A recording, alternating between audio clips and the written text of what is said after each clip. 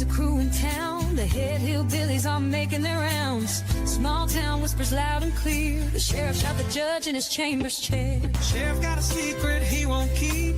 Judge shot dead in his disbelief. A lot of people have some stories to tell. Dark pass away, get the sound of a shotgun shell. All the secrets spill on down.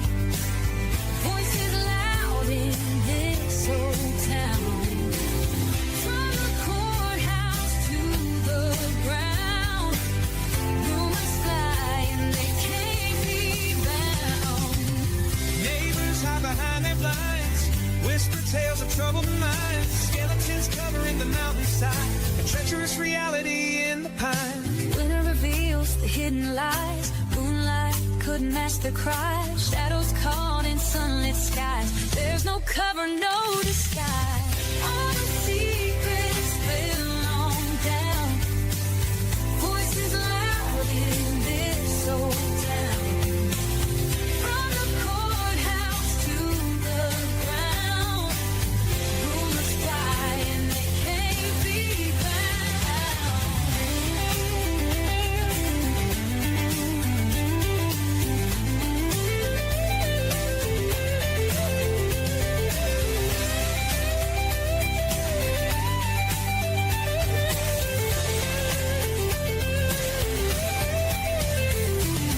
Winter reveals the hidden lies. Moonlight could mask their cries. Shadows caught in sunlit skies. There's no cover, no disguise. all the secrets spill on down. Voices loud in this old town. From the courthouse to the ground. Rumors fly and they can't be bound.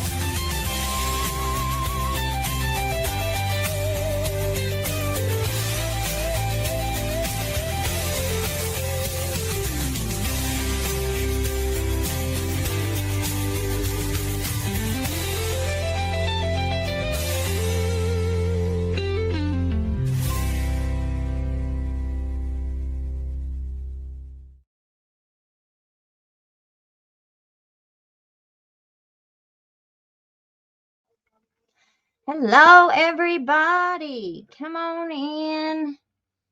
Come on in. Give me just a second. Let me make sure I do not spill this all over myself. Because I am a real hillbilly and I am cheap. I am the only source of income for my family. So sometimes, and we cannot drink cans of pop. We can't do it. If we try and drink cans of pop, then we end up having full cans or half full cans sitting all over the house. So I just pour it into a bottle. It's a lot cheaper than buying bottles.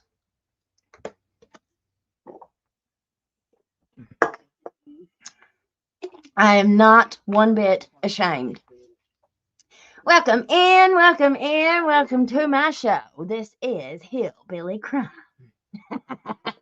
And my name is Elizabeth.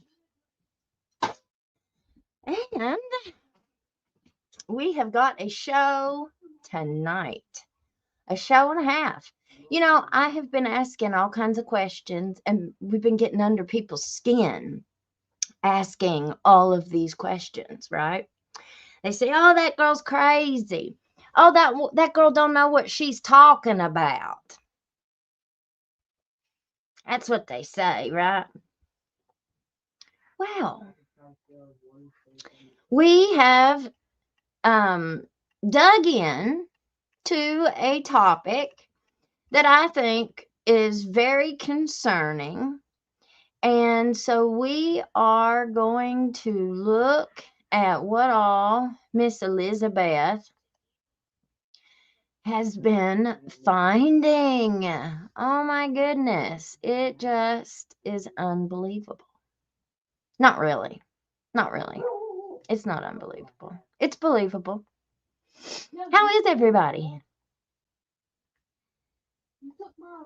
Oh, honey, crack the egg. We're going to crack more than an egg with this, I think.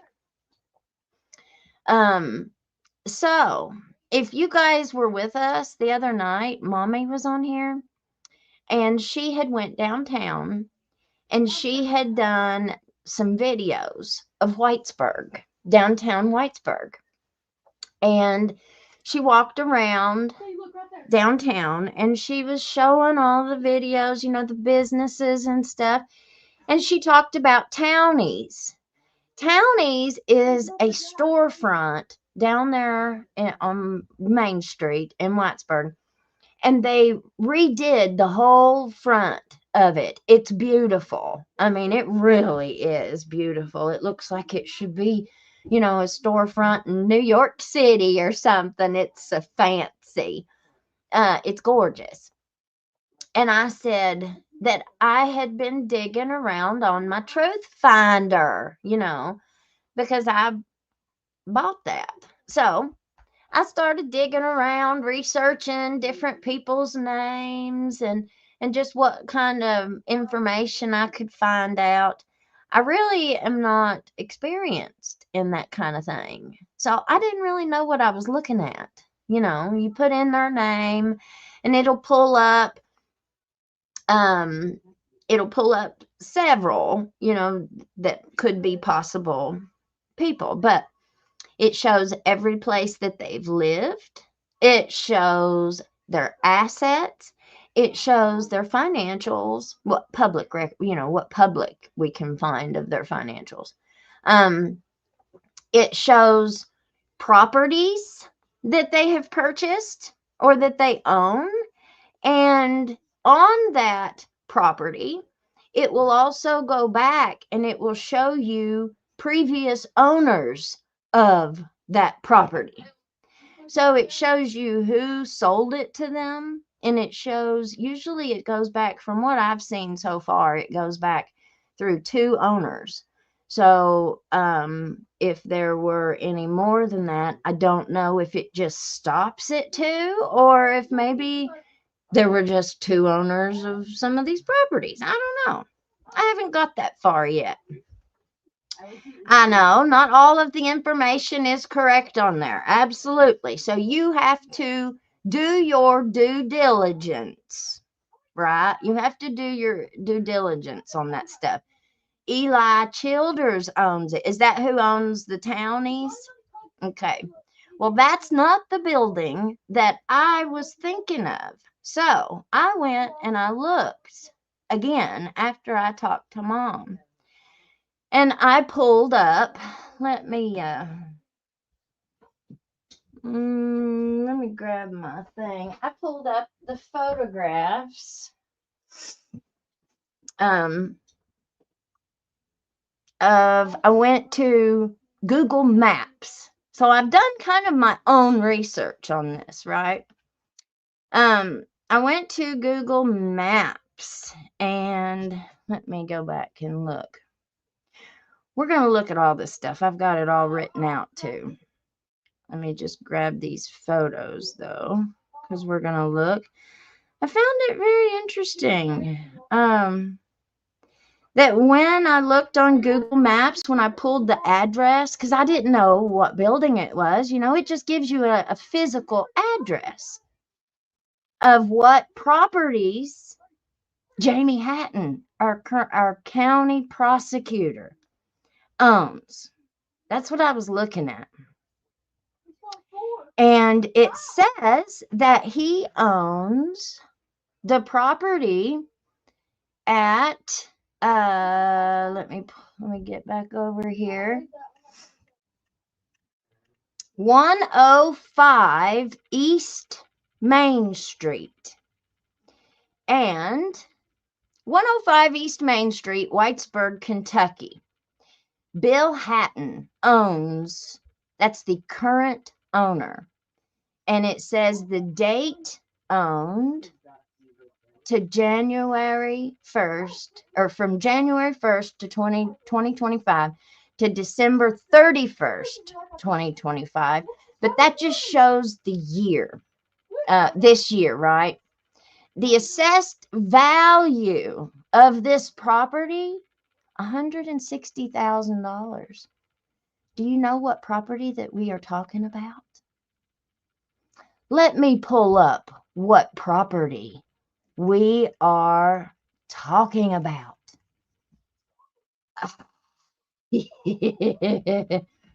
I mean, I'm not really in shock, but then again, honey, I am just in shock.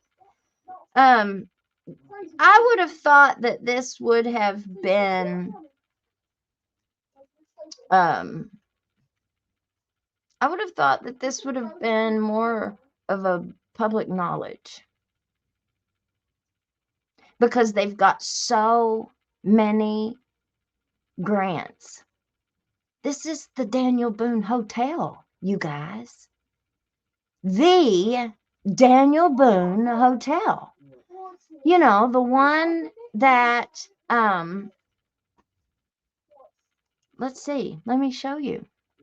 So when I put 105 East Main Street in there, this is what comes up. See it? 105 East Main Street. See that little red dot? Well, it's telling, well, that's the back of the building. Why is Google Maps showing us the back of the building? That's not, right? That's not the front entrance. So, and let's look. Okay. Okay, you see this? You see how it's got two buildings there? Because I was curious. Do I have it wrong? Am I wrong? You know, because I can be wrong. I'm wrong all the time. And we shouldn't jump to conclusions. I'm bad for that. Sometimes I do that. You know, I'll admit it. I'm not perfect like some people. Okay, the brick is the 105 Main Street, not the light colored building, right? So I go, Google Maps has those little arrows on Street View. So I go following those little arrows on Street View, and I go up and around the block here. You see, this is that building. This is the light colored building. And this has got, who is that? They're all these lawyers. I'm trying to see. It says Hicks and somebody, car wrecks, truck wrecks, wrongful death. I mean, we've got a ton of these private lawyers, you know. The gift shop, the florist in the gift shop is on down there. But here we go. So there's this lawyer's office. Then you've got Brent's barber shop. And then you had Daniel Dotson's office was right there. Well, I noticed, and then there was a big it was a big old update, you know, when Daniel Dotson resigned and went in and gave over all of his stuff, saying he was resigning, whatever. He gave up his office. Well, he allegedly sold it or something. I don't know if he sold it or what, but it ended up being the chief of police of Whitesburg's wife, Ashley Sturgill. She ended up getting his office. That was the big talk of the town, that Ashley Sturgill was now taking over Daniel Dotson's office. And people were even calling Daniel, and they were getting Ashley Sturgill. So he even gave her his phone number. Must be really connected to get Daniel's office and his phone number. Well, I noticed today that Ashley Sturgill's not in that office. She's on the other side of this building where it's all boarded up. She's on the other side. Let's see. I may not have gotten a good enough picture. But this is the street that I followed those arrows up, right? And so this right here, this light colored building, that's the one that's got the lawyer, and it looks like it has Brent's barbershop. See, you can even look at the roof. Look at the top of the roof, and you can see this one over here that's got the boards on the front. The reason why that's all boarded up there is because several years ago, the whole roof collapsed on that building. It fell from the top all the way down to the bottom. Brent used to be my friend. I don't know if he's my friend anymore or not, but I'm finding out left and right. People ain't my friend no more because of my show. Oh, well, can't win them all.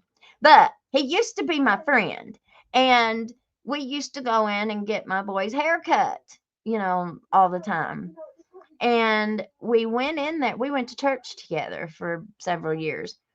But we went in there one day to get the boy's haircut, and he was telling me about how horrible that was when the roof collapsed, that it just absolutely scared him to death. It was a big deal when it fell through.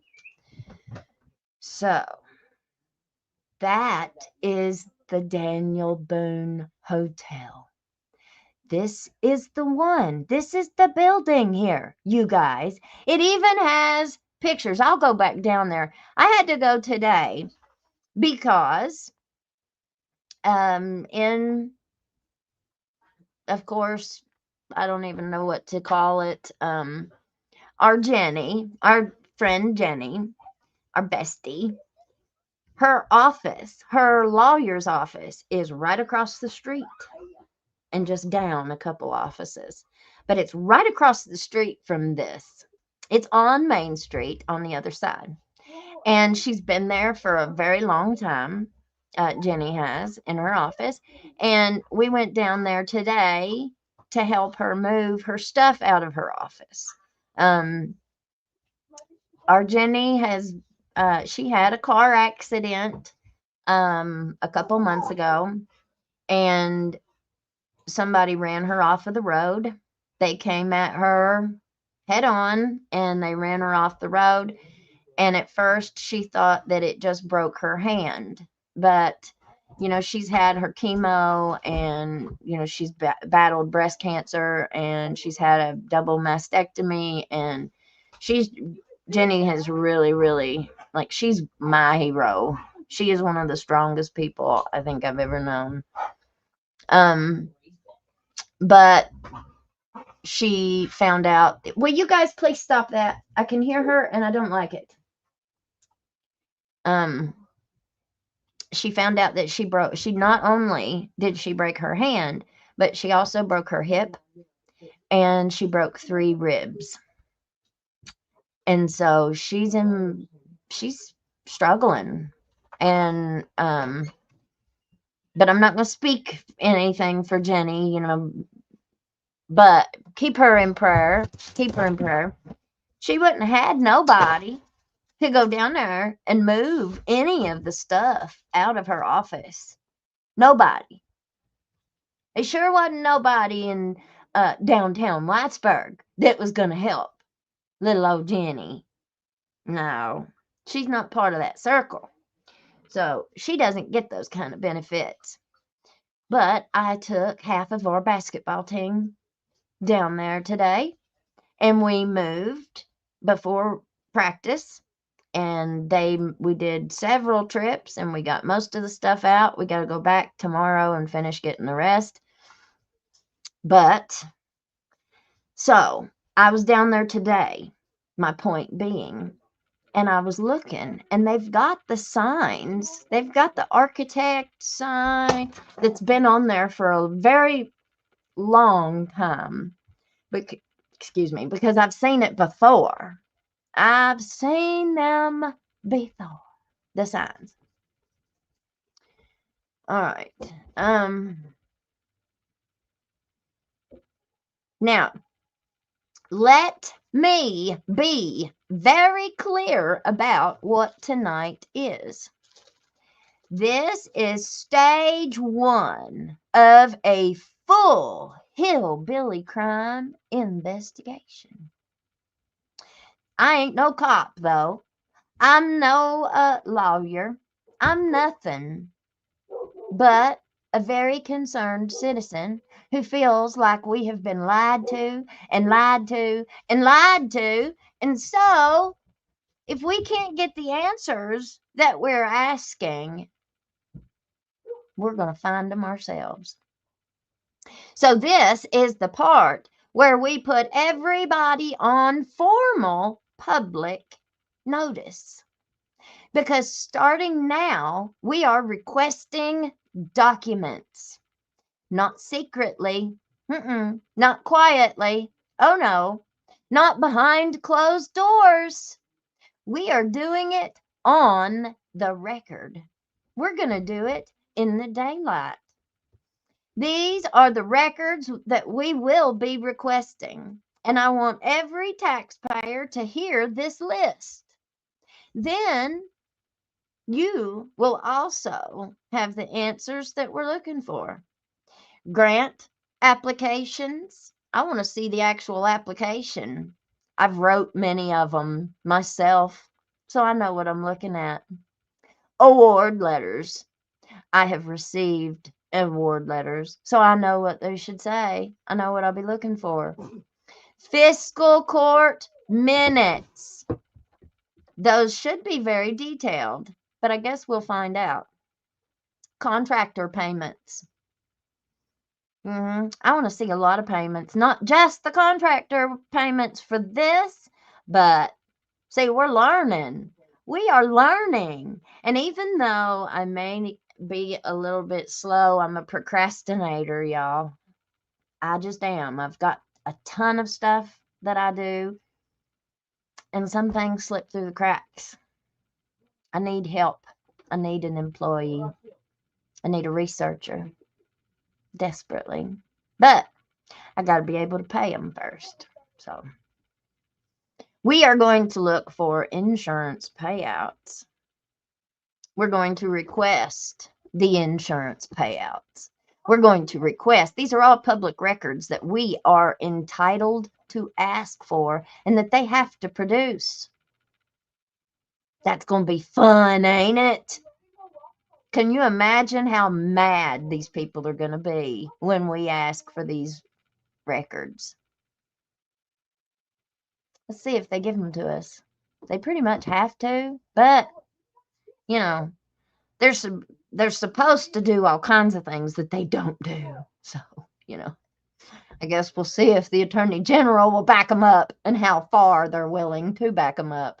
Because now we know what to look for, and we know what to ask for, and we know what we're looking for in terms of crime.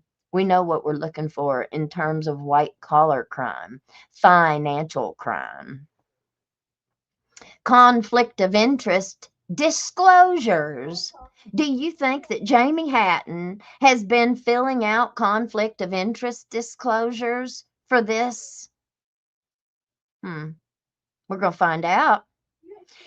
He is actually the attorney that sits in on all the fiscal court meetings. And so he is the one who guides and gives advice to the fiscal court members and, you know, the magistrates and the judge executive. I would just about bet he's also the attorney for the Whitesburg City Council. I just can't see it being anybody else. Do you all know? Who is the attorney who sits in Whitesburg for the Whitesburg City Council? Like, we have this one guy who sits in here in Jenkins. He's the Jenkins city attorney. Who's Whitesburg city attorney? We know Hatton sits in on the fiscal court meetings, so he's the county's attorney. Do you think that he's also the county attorney or the attorney who advises and who has a direct interest with this hotel. He owns the building, you guys. Who is benefiting from this? But yet we are being told this is all in the name of tourism. Okay. And when those documents come back, we're not going to interpret them in a back room. We're going to read them all together right here on my show. It's called a crowd-sourced investigation declaration. Because this isn't just my investigation anymore. No, this is ours. Do we have any accountants out there who would like to help us dig through all these documents and numbers? We would like to have any help from anybody that would like to help us. Yep, this is our investigation. Accountants, builders, grant writers, city workers, auditors, anyone who understands this system. I want your eyes on these documents. We are officially crowdsourcing this investigation into the Daniel Boone Hotel. So no one can say later that one person twisted the facts. No, we are going to put them on notice. This is the part where I say this very clearly, calmly, and on purpose. Everyone connected to this project is now on public notice. Not because they're accused, but because transparency is no longer optional. If everything is clean, these records will prove it. And if something isn't, the paperwork will prove that too. Now, let's see what you all have to say. Should investigations like this always be crowdsourced? You know, would you trust one reporter or 5,000 sets of eyes? Because I don't think we can trust the investigators. You know why? Because I don't think we have enough competent people running any of these departments. Steelman, I want to see the expenditures. Now, what skills do you bring to this investigation? What skills can we bring as a group? Who usually benefits most from people not understanding grant paperwork? You think it would be somebody like, I don't know, maybe Jamie Hatton? If this were your tax money, would you want these records to be public? We're getting ready to look. We are getting ready to look at the contract. And we're not going to rush this. We will not sensationalize it. And we will not stop just because it gets uncomfortable, because it's going to. But, you know, it's already gotten so uncomfortable with all the rest of it. I mean, what else can they do, right? They can't eat me.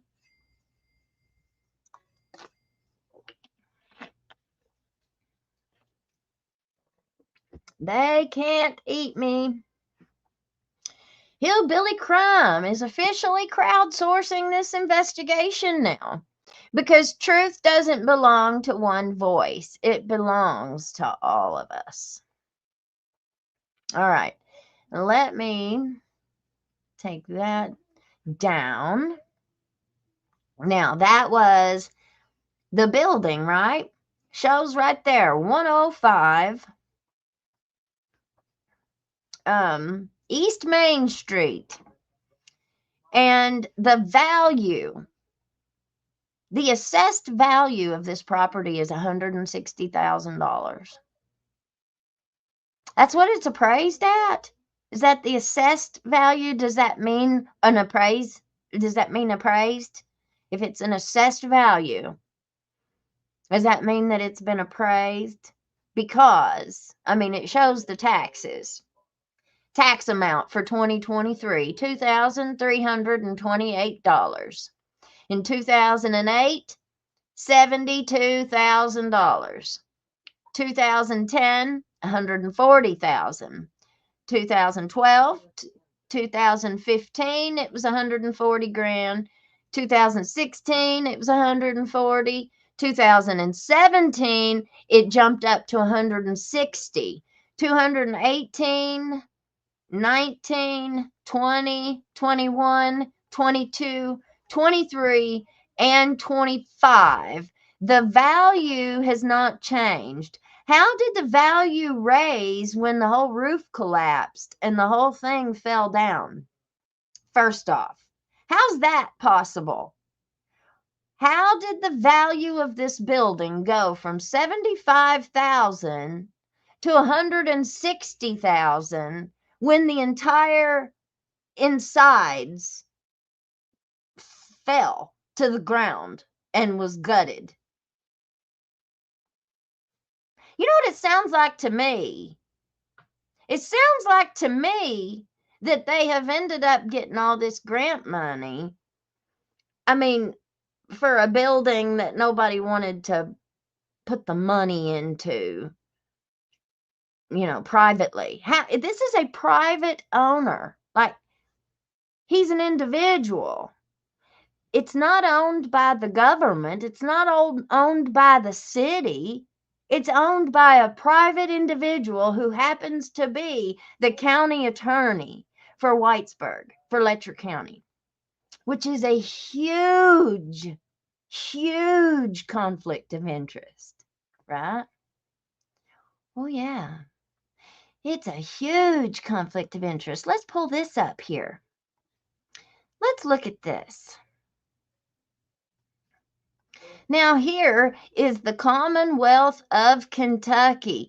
Who has access to the right people to get all of this through?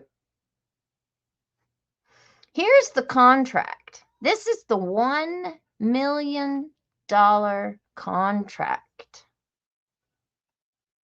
For those of you who understand some of this stuff. Commonwealth of Kentucky. The Whitesburg Daniel Boone Hotel Stabilization. I was looking to see, does it even have an address on here? 38 East Main Street. So that is not 105. So where is 38 East Main Street? That's the Daniel Boone Hotel? It's very, very confusing how they have all of these buildings. 2 of the properties I saw were sold for Airbnb properties from one of our judges to one of our other prosecutors, which I thought was...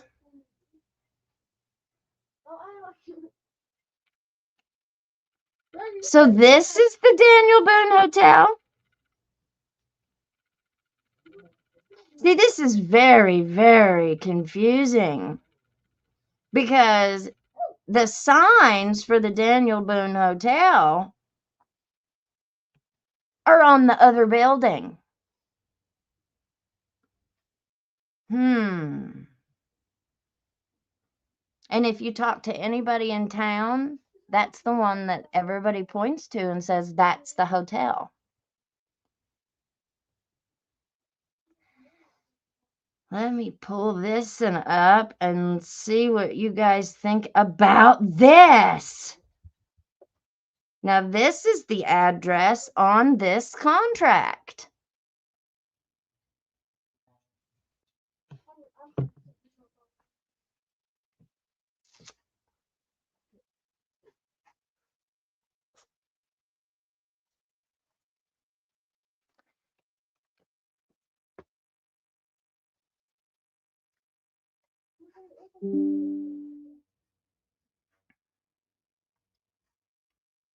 Okay, so when I go on Google Maps, this is what it shows for that address.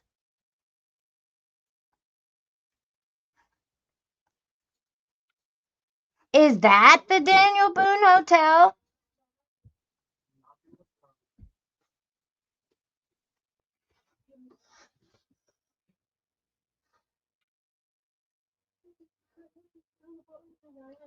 Who on here is from here? We got any people that are from here on the show tonight?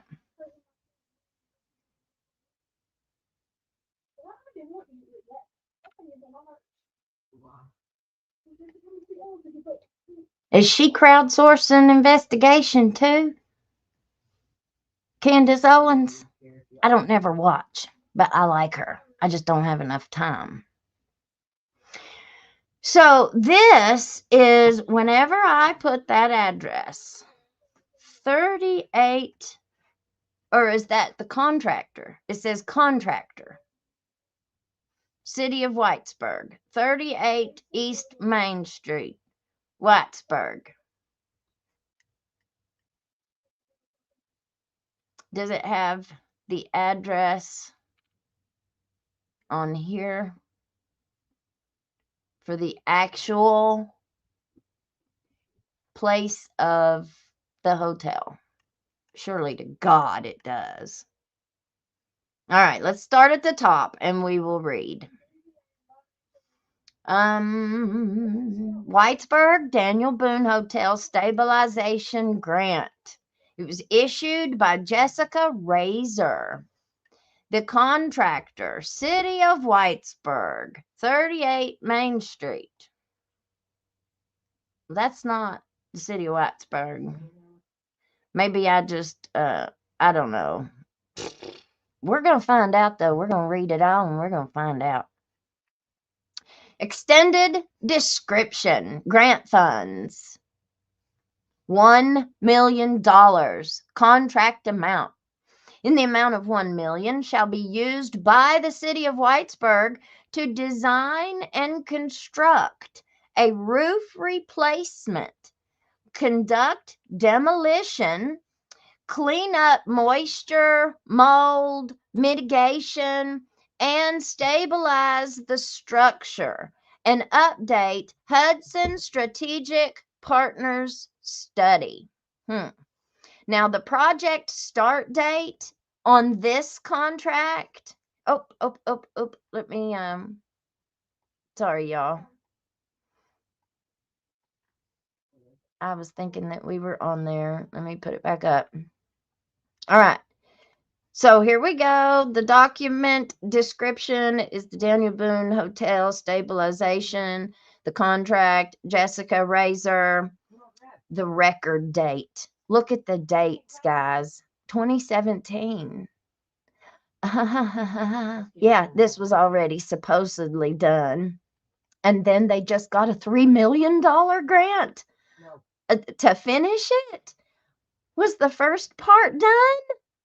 City of Whitesburg, extended description. Grant funds in the amount of $1 million shall be used by the City of Whitesburg to design and construct a roof replacement, conduct demolition, clean up moisture, mold, mitigation, and stabilize the structure and update the Hudson Strategic Partners Study. That was already supposed to be done. The project start date, June 7th, 2017. The completion date, May 31st, 2020. Now, the bill went to Division of Grants, Frankfurt. Okay, total amount, $1 million. The Whitesburg Daniel Boone Hotel Stabilization. Grant information and identification. Project name, Whitesburg Daniel Boone Hotel Stabilization. So, who owns the Whitesburg Daniel Boone Hotel. Let me stick that. I wonder if you can put that in Truth Finder. We know who owns that building. Jamie Hatton owns that building. I'm gonna go down to the courthouse, and I'm gonna pull all the records that I can on that building and who owns that, and we can try and find the business, because shouldn't it be a business? Who's getting the money? So the city of Whitesburg got the money. Where did it go? I would like to see whatever we can find, because there were certain parameters of these grants. There's always certain parameters. You put it in your application, and then you have to spend that money according to what you put on your budget. There's no oversight. So once they get the money, you got the right connections, you pretty much do whatever the hell you want to do. Yeah, because who's going to tell on you? And who's going to look? Who's going to come looking? Nobody but us. We're the only ones. And I've got the experience. Yeah, I do. So I know what I'm looking for. The average Joe? No. No way.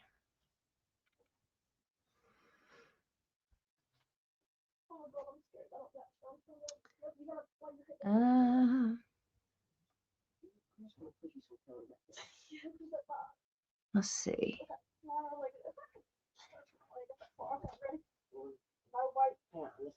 I'm just seeing if I can get up.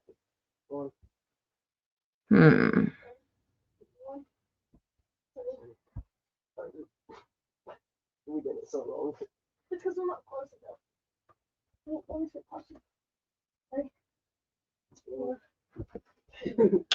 All right. See? Thank you. Thank you.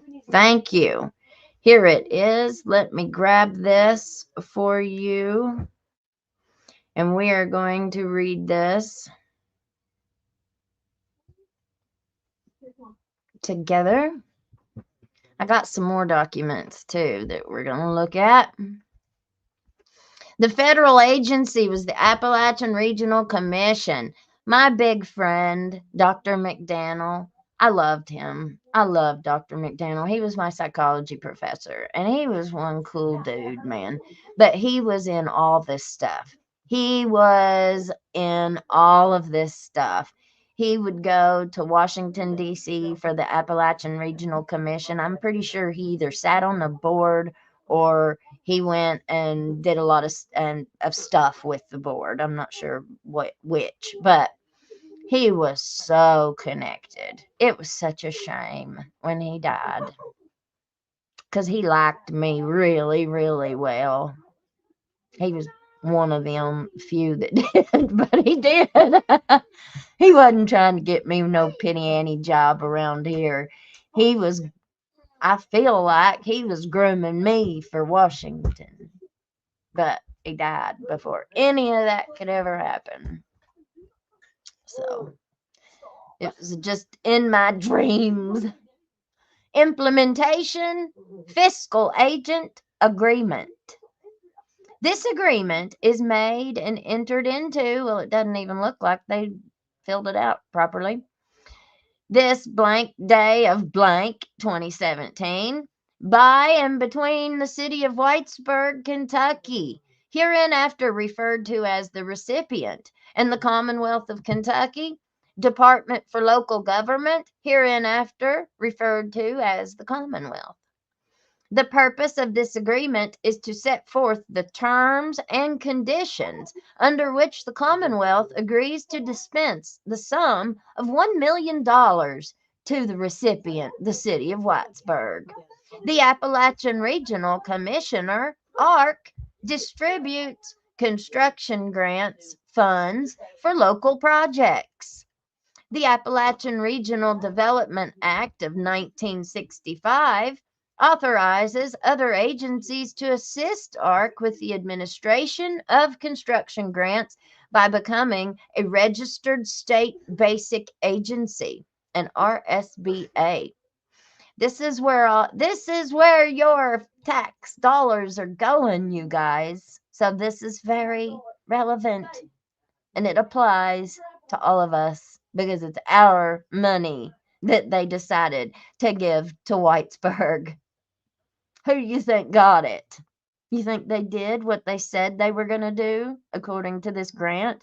Because it doesn't look to me like there's been anything done to that building. I mean, prove me wrong. Prove me wrong. Show us the progress that has been made, because we're getting ready to read an article that says there was a lot of progress. Like they're ready for the final stages? What? DLG, as the fiscal agent, will administer the construction grant pursuant to a program design proposal dated December 16th, 2016. We are 2025, getting ready to be 2026. So they've been getting grants on this for the last 10 years. Remember the Money Pit. Remember the movie The Money Pit? Tom Hanks. Only somebody's making out like a freaking bandit on this grant money. And a registered state basic agency memorandum of understanding by and between ARC and DLG, dated December 16th, 2016. The MU is subject to the ARC Manual for State Basic Agency Grant Administration, dated March 2015. ARC has agreed to provide grant funding to recipient pursuant to a grant agreement dated March 3rd, 2017 and amended March 3rd, 2017. This agreement is subject to and shall be governed in accordance with the provisions of the Act, the MU, the program design, the ARC manual, and the ARC grant agreement. As the fiscal agent, DLG will distribute and administer ARC grant funds to recipient to effectuate the project set forth below. Recipient desires to use the funds for the Whitesburg Daniel Boone Hotel Stabilization Project, which shall be completed by May 31st, 2020. General provisions. Document phase, final, Whitesburg stabilization,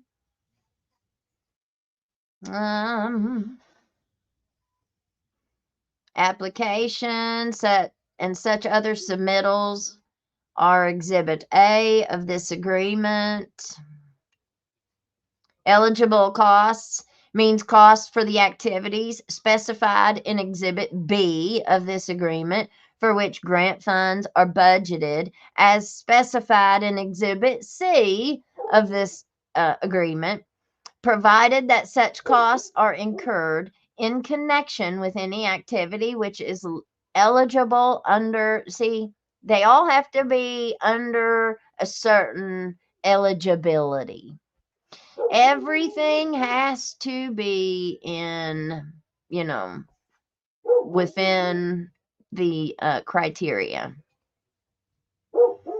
Amount and authorized uses of grant funds in consideration of the various obligations undertaken by the recipient pursuant to this agreement, as represented by the recipient in the application. The Commonwealth agrees, subject to the terms and conditions set forth herein, to provide the recipient with grant funds in the amount specified in Exhibit A. Adjustments to grant funds. the amount of funds which ARC has agreed to provide to the recipient under their grant agreement and to be carried out by the Commonwealth under this agreement has been determined in reliance upon the cost estimates with respect to the activities set forth within the application. So they put in the application what all they needed the funding for, what they were going to be doing with it. And so now they have to do what they said they were going to do.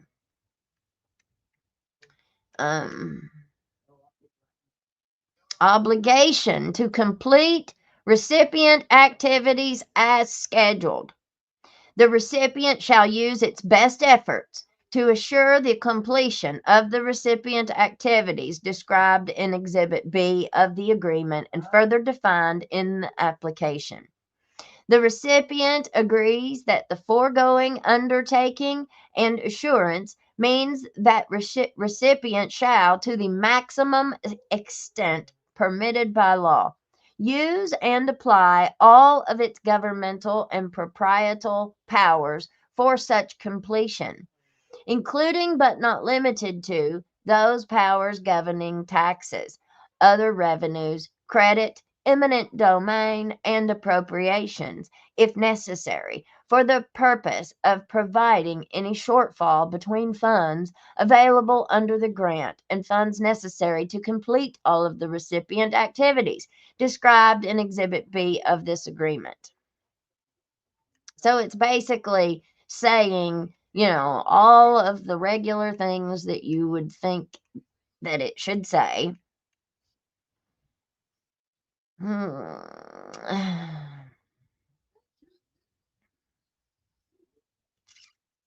Trying to go down here. Okay. In witness thereof,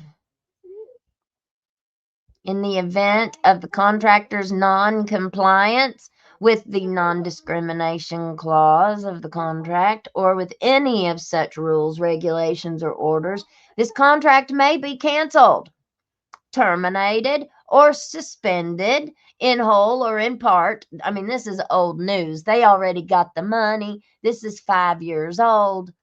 It's already over and done with. Look here, Department 4, City of Whitesburg, Local Government, Sandra Donahue, James Kraft. So this must have been before he died. Rider to Section 1B. In addition to recipient's application for ARC grant assistance, application shall include the following submittals: cost summary, Exhibit C. That's what I want to see. Following persons, subrecipient, none. The amount of this, all of it goes to them. 500,000, 2017 distressed county, ARC, and then 500,000 power. I don't know what that means. The address of the recipient for the purposes of communications relating to this agreement, James Kraft. Contact Ms. Annette Napier, Fiscal Resources Program Director. See, that's CRAD, Kentucky River Area Development District. They've got a ton of these grant programs. You've got CRAD. I can't even think of any of the others. It's been too long. But they are all, it's like that bunch that the fiscal court hired after the flood. They hired this big company out of Lexington, and they choose who they give their contracts to. Like, they're the ones who it's unbelievable. Like, they give so much money to this middleman who is doing the job of the magistrates on the fiscal court. That's what our magistrates and our fiscal court should be doing. They should be the one doing that. But they all are just like, oh, well, we don't know. Well, we don't have they're the ones with the knowledge on all this. We're going to give it to them. people around here aren't too happy with giving it to them and letting them handle it all. There's a lot of people that ain't too happy with all that.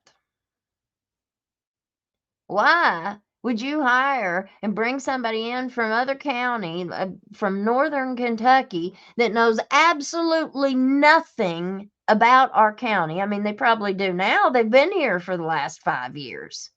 Yeah. And all that money is not, I mean, what did we get for it? You can't say it's missing. You can't say it disappeared. Because there ain't nobody that's even looked for it.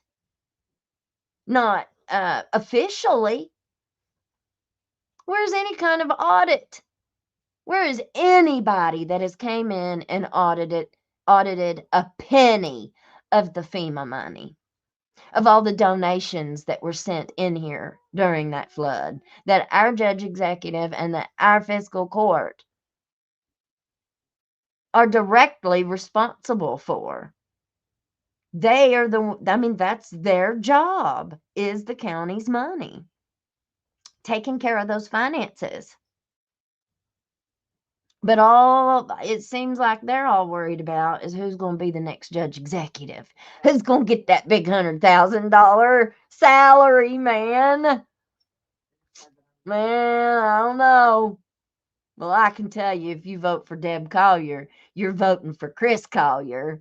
Her husband will be the next one, and he'll be the one running it. Yeah, buddy. No, I don't like him. I don't like him as far as I could throw him. Not at all. All right. The recipient will provide necessary administration of the project by a certified CBDG grant administrator to assure compliance with all applicable state, federal, and local statutes. The recipient shall provide progress reports to DLG semi-annually, which DLG shall submit to ARC. The recipient will expend no more than $40,000 in ARC funds to cover the planning and administrative costs of the project. You see that, right? $40,000. So when we do get the paperwork, when we do find the correct documents, it should not be more than $40,000 for the planning and administrative costs. $40,000 for administrative costs? That would have been nice. Everybody thought I should just do it for free. Yeah. Okay. The recipient will have the project advertised for bid within 6 months of the date of the fully executed implementation fiscal agent agreement and completed by May 31st, 2020. If the recipient has not started construction within 18 months of project approval, the recipient and DLG must provide ARC with a revised construction schedule. So we should see all of that. When we request these documents, we should see proof of that, if it happened. The recipient must provide assurance that Davis-Bacon rates will be incorporated into all construction contracts where they are applicable and all labor standards provisions are followed. The recipient must be currently using or adopt an accounting system that meets the requirements of the Kentucky Uniform System of Accounting. Uh-oh. You think they've got that? Do you think that they really? I cannot wait to get the documents to see what happened. I'm so curious. The recipient will be responsible for determining the objectives of each activity and measuring the outcomes of each activity funded with ARC funds. A final report shall be provided to DLG at project completion. So we should be able to find the project report, the final report on that grant. Oh, wow. The recipient ensures. So any of you diggers out there, I hope y'all are taking notes and what you can help us get a hold of. Love my hillbilly family. Thank you, Miss Donna. Bless you, bless you, bless you.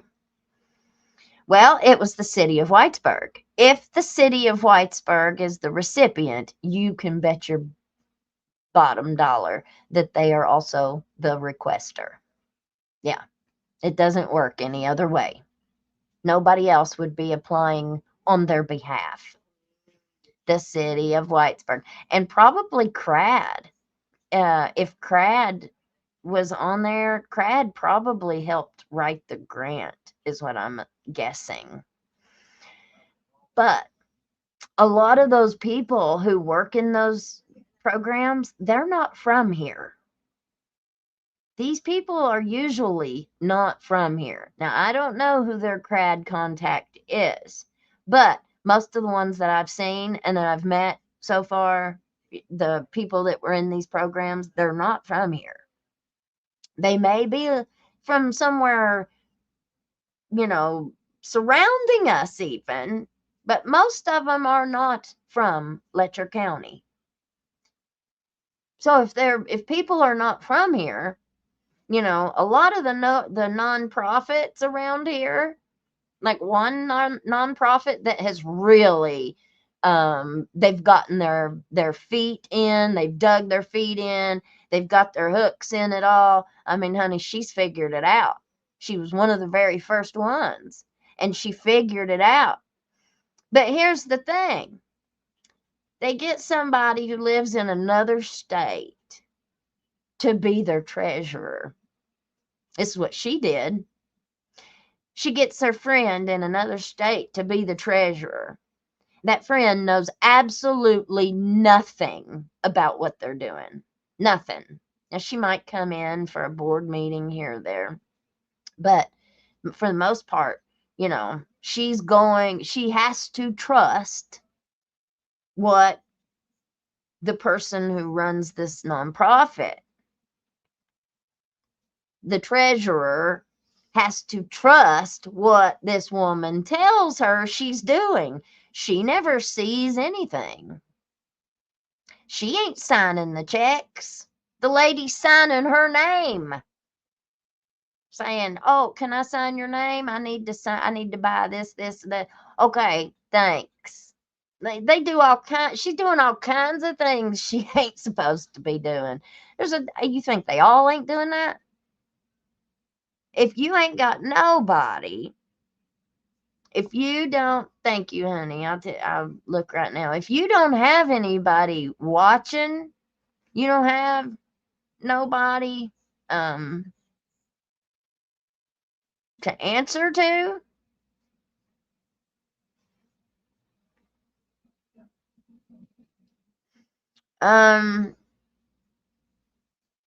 the governor and the attorney general are mutual fail-safes.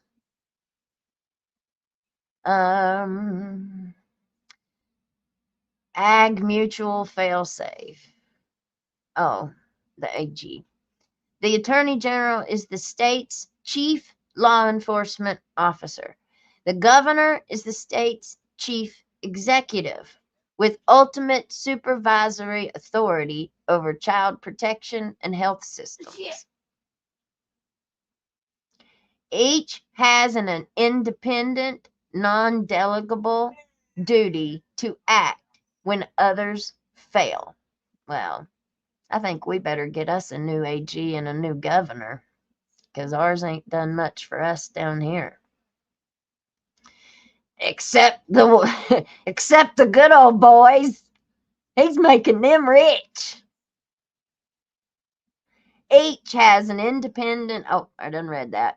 If the Attorney General ignores crimes against children, minor pregnancies, coerced inductions, neonatal deaths, the governor is obligated to intervene through executive oversight, agency discipline, and referral to federal authorities.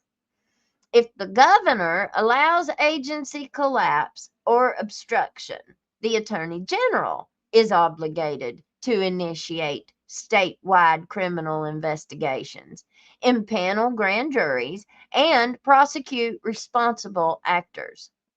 If both fail simultaneously, structural collapse is established and federal intervention becomes the only lawful corrective path. Well, I tell you what. All right, let me pull this on down. We'll take that down.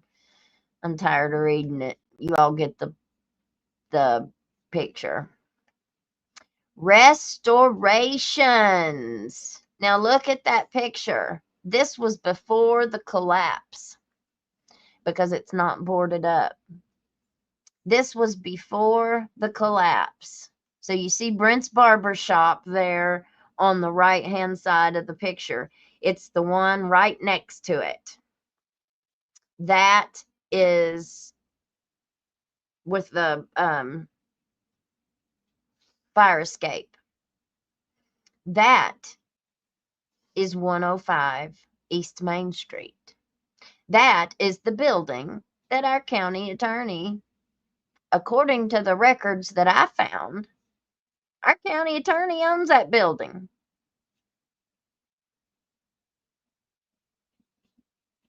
That is the Daniel Boone Hotel.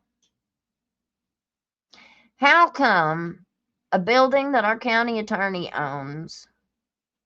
I mean, who's supposed to own the Daniel Boone Hotel? Jamie Hatton? And so you're going to take all this grant money and all this money and redo a business and a building that our county attorney owns? How is that for tourism? Seems to me like it might just be a big scheme to get millions and millions of dollars to redo your own property, privately owned property.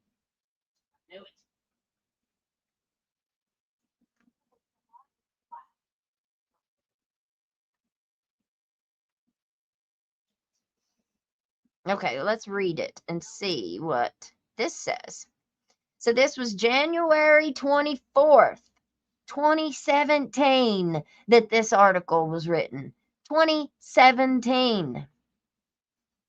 A historic hotel in Letcher County could eventually open its doors for guests again. The Daniel Boone Hotel in downtown Whitesburg closed in 1970. It was later office space until the early 1980s, maybe, but has been empty since then. So it has been empty since 1980s.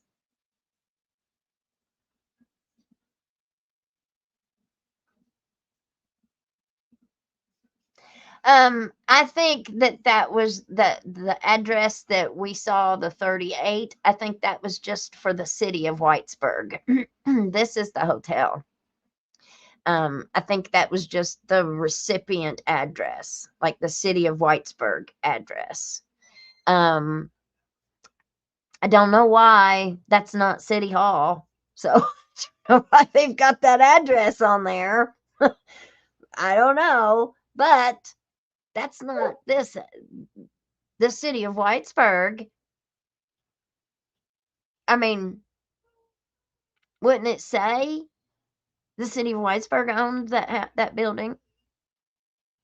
How can they get all this grant money for a privately owned property And all of these lawyers also, remember, they're not just the prosecutors. Jamie Hatton also has a private practice that he runs, partners with Michael Watts, who is an assistant county attorney and has been for years and years, has been assistant Commonwealth attorney, and who, now that Jamie Hatton has decided he's not going to run for election again, now Michael Watts is ready to run, and he'll probably run unopposed. I'm very, very upset about how they're doing that. Like, they are inside baseball and insider trading who works and runs the courthouse, our county. They're doing that as a team. Like, they're in there talking to each other saying, hey, I won't run against you until you are done. At least that's what it looks like to me. And now they're like, hey, I'm leaving. I'm not going to run again. So now you can run. And nobody will run against him. So he'll run unopposed and he'll be the prosecutor. They're not letting the voters decide. They're running that all themselves. How is that not like wrong? Like, to me, that seems like it's some kind of conspiracy, even for an election, to fix an election. How do you do that? I mean, it's probably legal, but I don't think it's right. Just because something's legal, I don't think it's right. I don't think that elected officials should get together and be like, well, I don't want you to run against me, or I respect you so much, I'm not going to run against you. I mean, I just don't think it's right. I don't think it's right that Jamie Hatton, Michael Watts, Matt Butler, and the rest of them, I don't think that that's right. I don't think that that's fair. I don't think it's right to our citizens. I don't think that that's, I mean, how do we have any say in the election? We don't. We don't have any say in it because they're fixing it. So there's no opponents.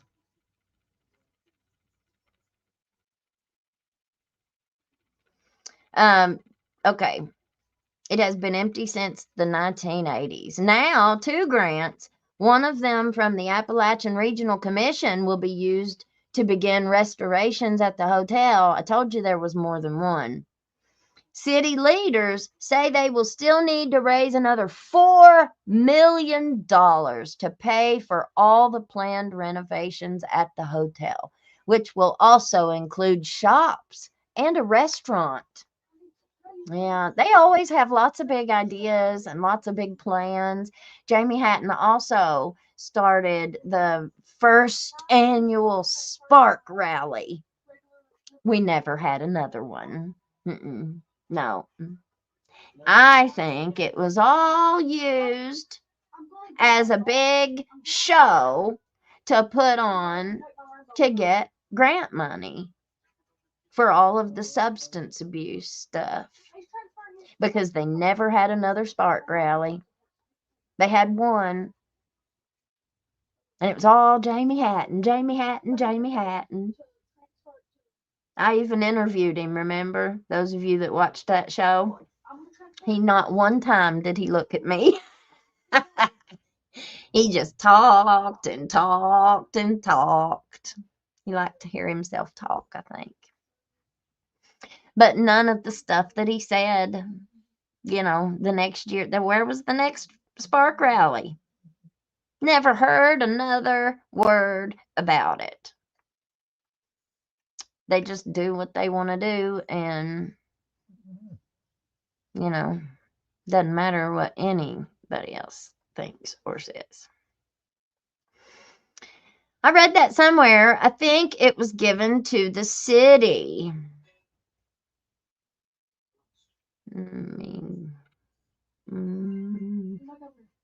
There we go. But I read a while back looking up Old Daniel that it was owned by the city of Whitesburg. Well, it says on file that Jamie Hatton owns it, or Billy Hatton, which pretty sure Jamie Hatton is not his legal name. Pretty sure.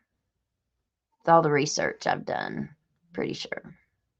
I know his daddy is Billy Hatton. And there's a couple Williams. Pretty sure it's him by the age. But if it's not him, then it's one of his family members.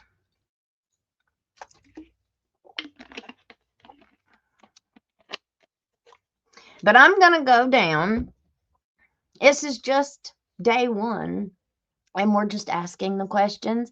And we're trying to find it out. Find out the answers. So, let's see. $3 million will finance the next phase. So this was written by the Mountain Eagle, of course. If you find anything, it's going to be through them. This was in April. $3 million will finance the next phase in the old hotel project. The Daniel Boone Hotel, as it appeared shortly after opening in 1920. The street in this picture is dirt, and Whitesburg's streets were paved for the first time in 1924. The city now has $3 million to spend on furthering the renovations of the old building. Well, according to what I found on here, and I'll go back and pull it up again, or I didn't leave, I just went to a different thing. Let me go to the assets. Okay. Currently owned. Current owner. I would show you the screen, but I don't think I'm allowed to do that. Current owner, Bill Hatton. Date owned, January 1st, 2025 through December 31st, 2025. Living square feet, 5,472 square feet. Land square feet, 2,178. The year built, 1914. The type is commercial. Floors, there's 2 floors. An assessed value is $160,000. Now, owner history. I like this because it gives us the history of the owners of that property. So if they did give it to Whitesburg, it doesn't look like they ever transferred the ownership of it. So, is that true? Did they give it to Whitesburg? Is Whitesburg the owner of it? Not according to what I've found. Current owner, Bill Hatton. Date, January 1st, 2010. Did he buy it in 2010? Let's see. Current owner, Bill Hatton. Absentee indicator.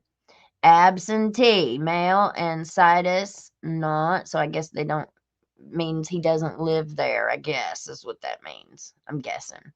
Property indicator. Commercial. Bill Hatton. And there's his address. It's got his physical address where he lives. I'm not going to put that out there, but I know what his address is. And it so that's him. I mean, they can say somebody owns something. They can say all kinds of things. It doesn't make it true. It takes us going down there and pulling all these actual documents to find out who's lying and who ain't. And so far, I've found all kinds of lies. What about you? All kinds. Let me get back over here. $3 million legislative earmark for the Daniel Boone Hotel announced by the General Assembly last summer has finally arrived in Letcher County. The Letcher Fiscal Court received the check last week. So that was April 23rd that they were saying they received the check. So they received the check in April of 2025. Okay. And voted this week to enter into an agreement with the city of Whitesburg to pay for the hotel project using that grant. The money comes to the county and the project is handled by the city. And Jamie Hatton is the attorney who guides and directs the judge executive and those magistrates. There's not a conflict of interest there, Terry Adams. Really? There was no conflict of interest there, Deb Collier? No? This sounds like a real good idea, right? Sounds like a really good idea. This building that has been empty since the 80s and is the money pit. You all thought was a really good idea. That's why I don't vote for none of y'all. Now, other people might think you are a great, nice, wonderful person, and you might just be. But I don't think any of y'all should be on our fiscal court. No, just because of the things that you've already done. I have no faith. The money comes to the county and the project is handled by the city. Imagine that. Judge Executive Terry Adams said, "It's the city's money. We just pass through." It's the city's money, huh? So I guess the city was entitled to that money to fix Jamie Hatton's building up for him. That was our taxpayer. That's what we were supposed to do as taxpayers. I guess the city of Whitesburg's going to get all that money then, right? Whenever it's done and you actually get a hotel in there, who's going to get that money?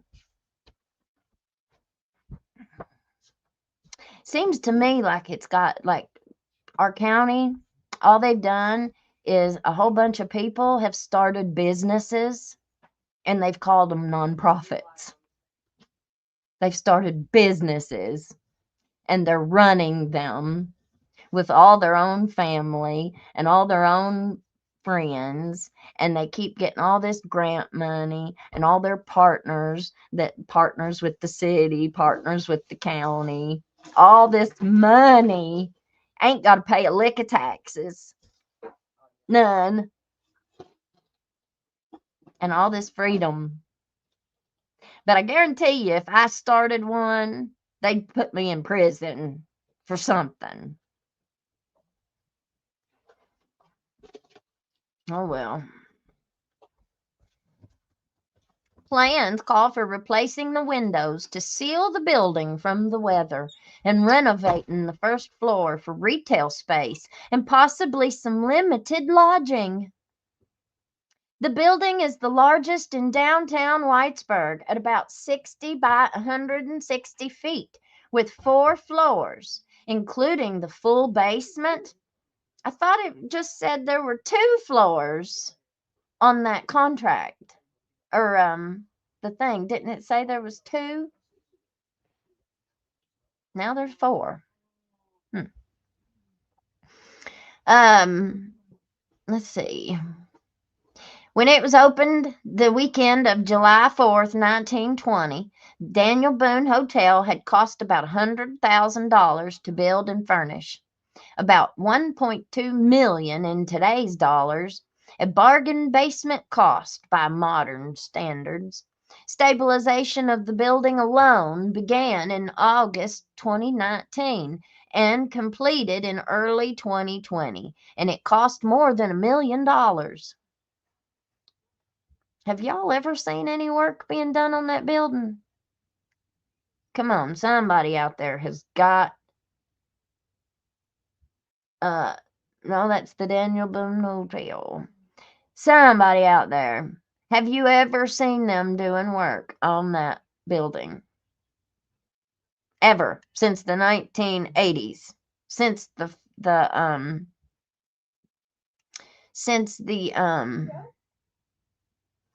other building is 2-story, the renovated one. Which one's been renovated?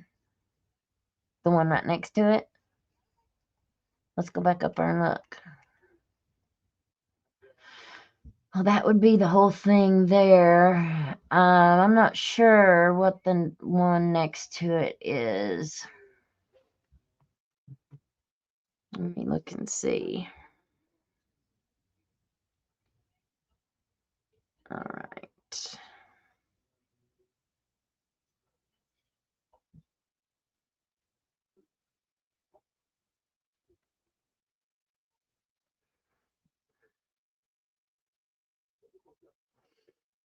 Well, that ain't it. 105.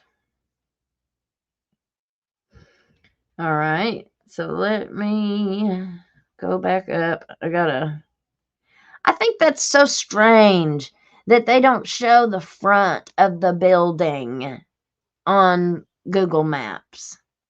They had to have done that on purpose. I mean, no. Had to have. It's the flower shop. The next building beside of it is the flower shop. So, I'm not sure. Let's see. What's the name of that? Collins Florist and Gift Shop. And that is Collins Florist and Gift Shop. There we go. Here we go. Here we go. I got you. This was what I needed to do, was pull up the flower shop.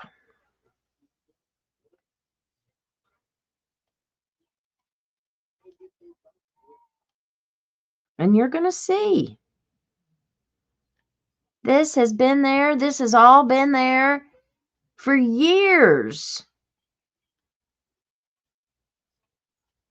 They ain't done no work. I mean, who they lying to? Unless they went in the back, which that possibly could have been for sure, but you would have heard something. I mean, you would have had...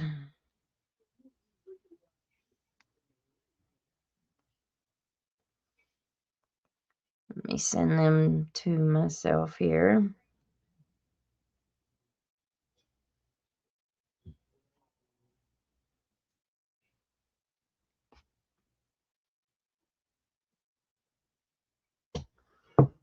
Okay. Let me finish reading this real quick.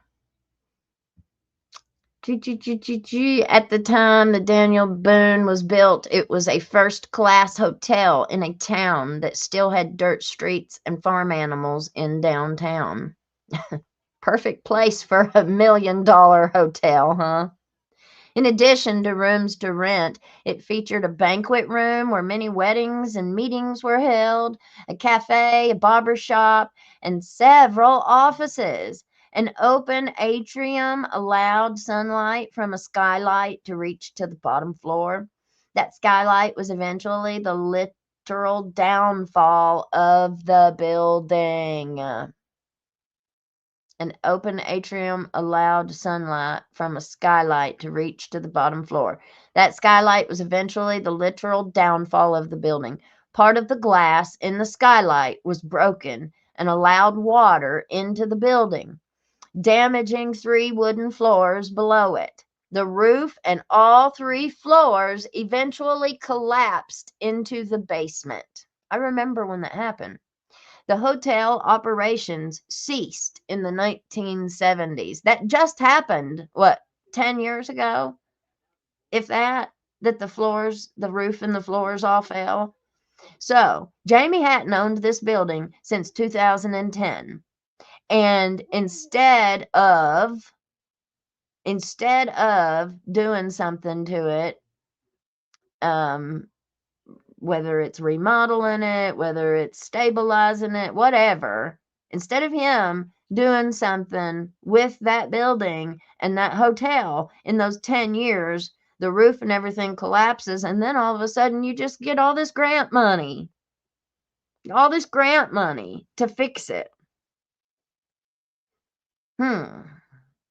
Okay. Just doesn't pass the smell test for me. Ain't none of it does. Nothing that has anything to do with this hotel passes anything with me. Just don't. The hotel operation ceased in the 70s. Mountain Comprehensive Health Corps, MCHC, who we found is all related. Remember, they're all cousins. They're all related. The Hattons and the bunch. Who's the other ones? The ones that started MCHC. They're all related. Used it for its first clinic beginning in 1976, and the county rented it as a temporary courthouse from 1997 through 1998, while the 1964 courthouse just down the street was being renovated. The building sat empty, I guess should say, for a number of years until the Dahlhair family gave it to the city in 2009, and it has been unoccupied ever since. So is it just in Jamie Hatton's name? Because it says that he got it in 2010. Is it in his name because he works for the city of Whitesburg?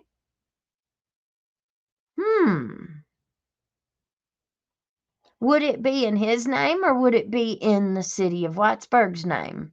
How does that work? Does anybody know? 61 East Main Street.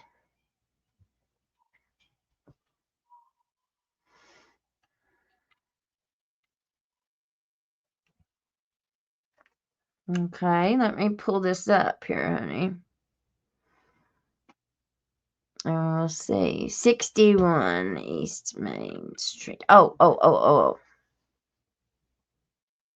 Okay, well, I'm almost finished with this. I keep getting distracted going back and forth.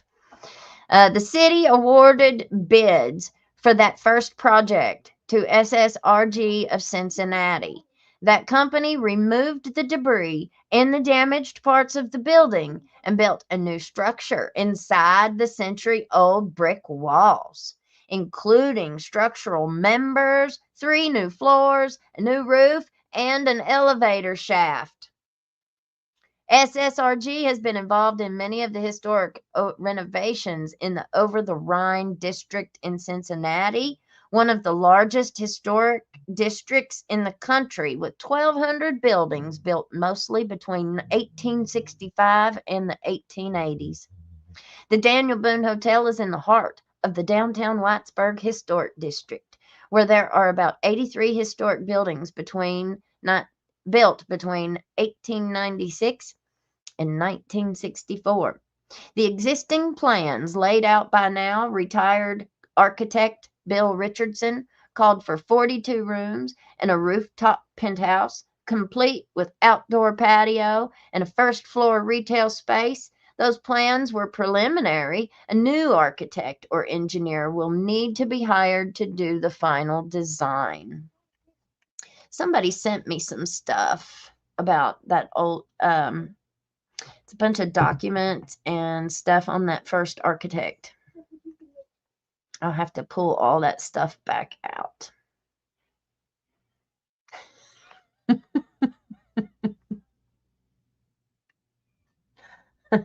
Oh, I don't know. I don't know, Cipher 7777. I have no idea. I have no clue. But, listen, they may have done everything on the up and up. They may have. Every single bit of it could be recorded, documented, accounted for. It could every bit be perfect. But if it is, we want to find out. We want to find out. I don't trust when people say, oh, yeah, trust me, trust us. I don't trust them. No. Nope. Yeah, okay, let me pull that one down and let me pull these other pictures up. These are better photos.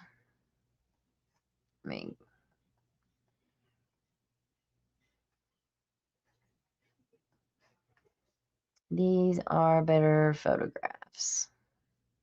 I mean, they would have had to have done. So, you see, that's right beside of it on the left. That's the flower shop. And there's the hotel. That thing right there has been on there for years. That big building model.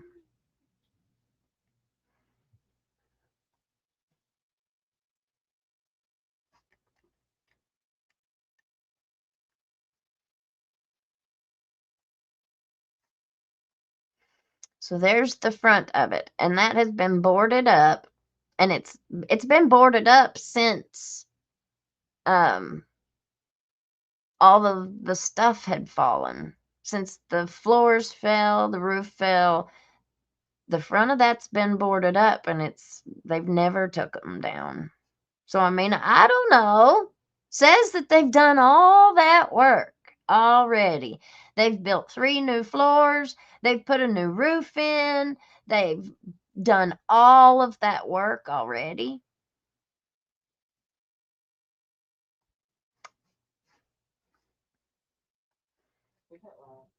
I mean, I don't know.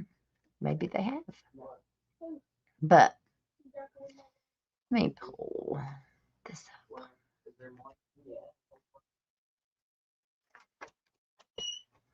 All right.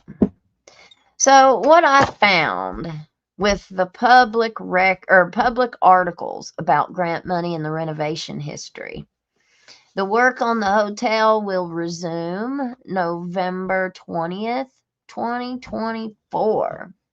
Now that is what the Mountain Eagles said last year. November 20th, 2024. Renovations of the historic Daniel Boone Hotel on Main Street in Whitesburg are getting closer to reality. The Letcher Fiscal Court will handle the $3 million grant awarded during the last legislative session, while the city will make the decisions on what to do, and the Letcher County Tourism Commission will advise it on design. Oh, I'm sure. I am sure. You have to be part of that good old boy circle to be anything to do with the tourism and, all that. It's just unbelievable how many conflicts of interest are going on when it comes to the Airbnbs, the tourism money. I mean, I've told you 100 times, SOAR came in, SOAR, shaping our Appalachian region, Hal Rogers's baby. They came in and they showed everybody how to start a nonprofit and how to get all this money, how to get all this federal grant money. We needed it. We did need it. We needed programs. I mean, is that just part of it? We just got to accept the corruption with the stuff.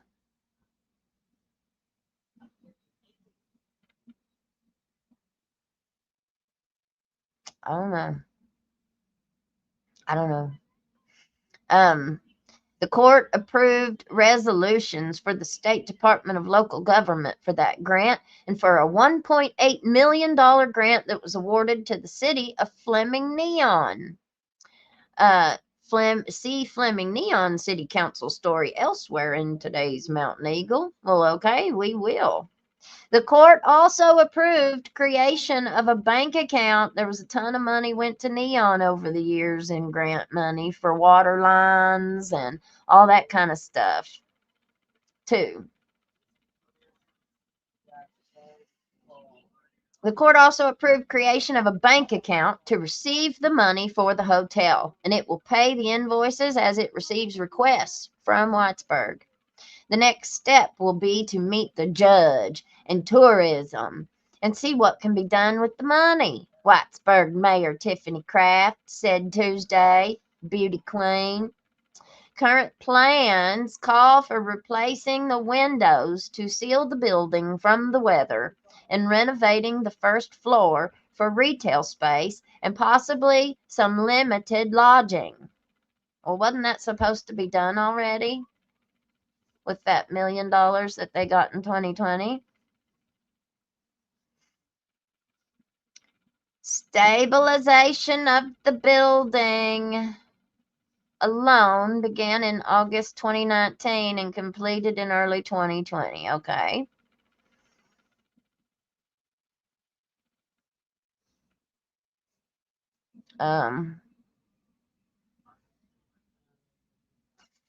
Where did I lose my place at here? That skylight was eventually the literal. Oh, is this the right one? Yeah. Guess that was the other article, wasn't it? The skylight was eventually the literal downfall of the building. Part of the glass in the skylight was broken and allowed water into the building, damaging 3 wooden floors below it. The roof and all 3 floors eventually collapsed into the basement. The city awarded bids for that first project. We already read that. Did I lose my place?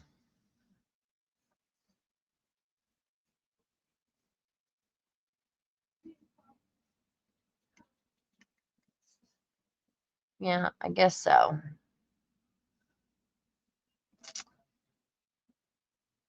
The roof and all 3 floors. The city awarded bids. Daniel Boone. Yeah.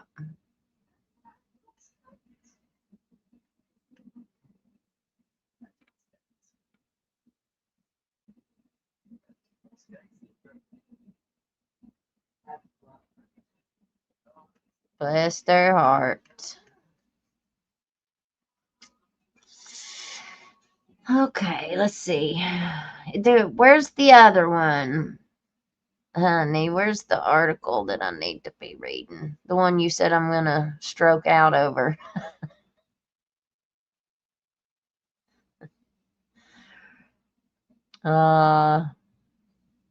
Okay, let's see. Primer, detect and challenge pattern and practice FOIA obstruction. This primer outlines a method for identifying, documenting, and defeating institutional obstruction in FOIA processes. It is built to expose patterns, create an evidentiary record, and force transparency even when the agency attempts to prevent it. Map the FOIA terrain first. Sensitive records. Submit low-friction FOIAs that reveal how the agency handles requests. Request FOIA logs, all requests, fees, outcomes, dates, fee schedules, and calculation policies, redaction policies, staffing levels for FOIA processing. Okay. Thank you.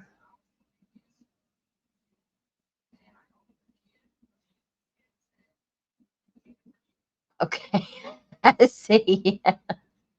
This one. Okay, I got you. Thank you, honey. Thank you. Here we go. November 26th. That was on my birthday. That was on my birthday. On my birthday. Oops.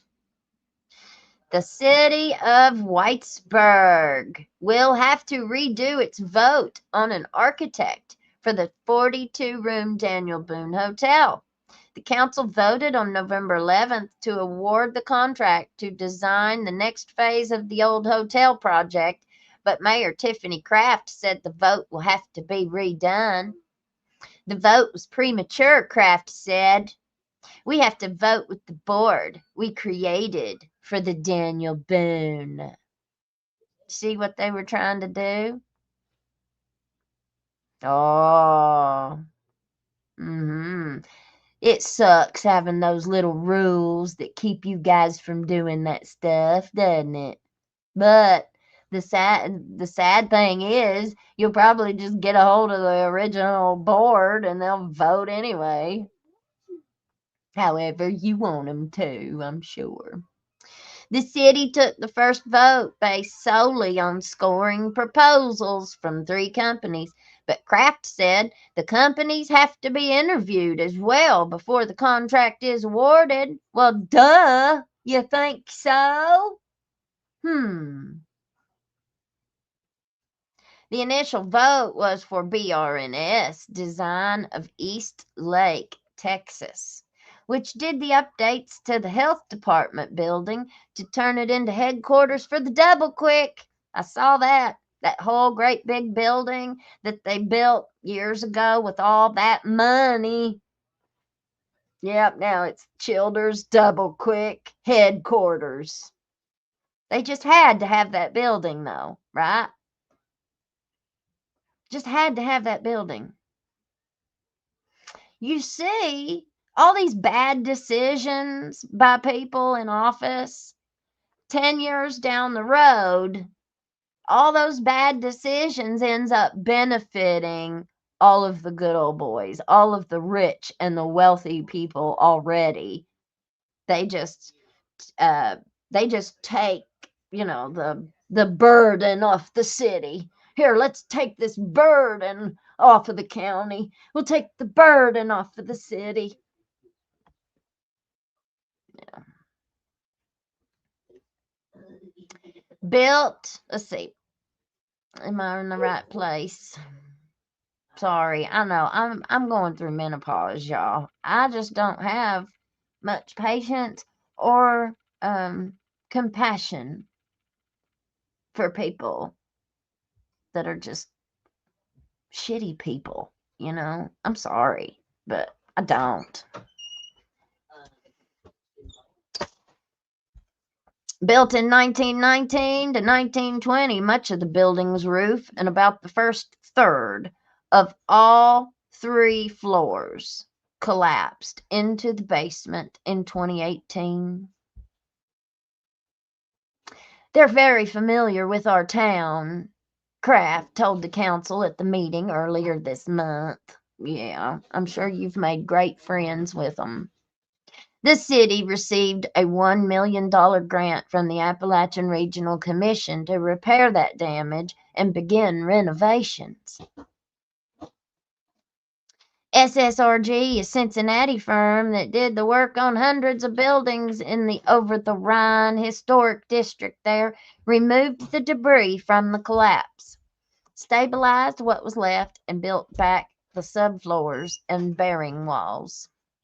The first phase, designed by now retired architect Bill Richardson, was completed in February 2020, but the COVID-19 pandemic began the same month and shut down much of the government, and the largest flood in the county's history hit in 2022. But I doubt that flood bothered that building. It's not in a floodplain. Oh my God. There's 4 of them.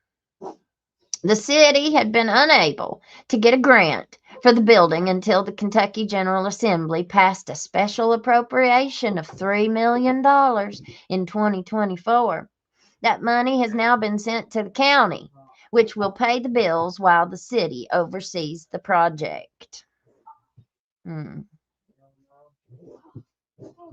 The money is not expected to be enough to complete the building, but city officials are hoping to have electrical and plumbing work completed, replace windows, and possibly complete a retail space on the first floor. Once the new architects finish their work, the city will apply for more money to complete the basement and top 2 floors of the building. And I'm sure that they will just have a wonderful time. Oh gosh. Ah. I just had with AI. Figure out one shot. There's so many people. There's so many people. Yeah. Building inspections involve photos and are discoverable. Yeah.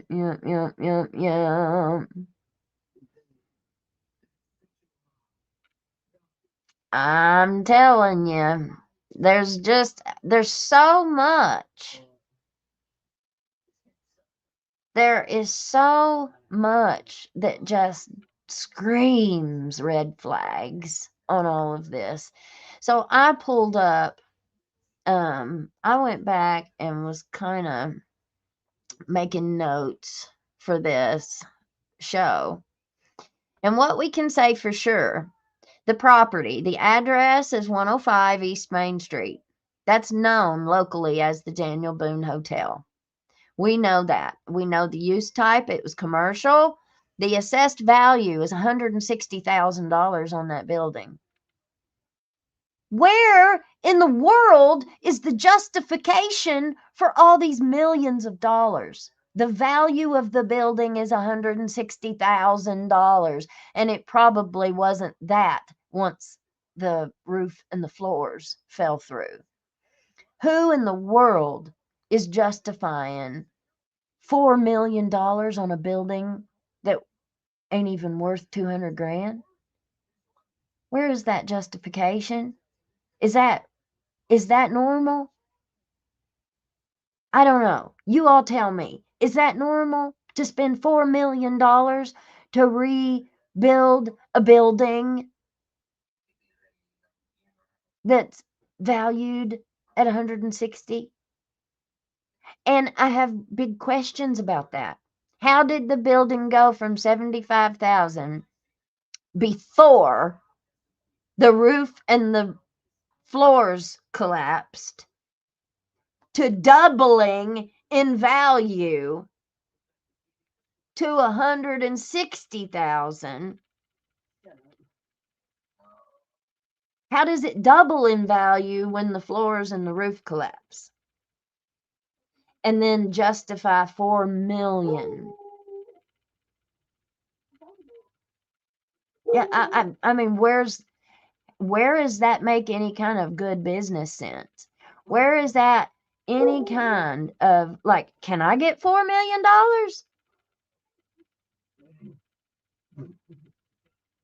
Can I get some money?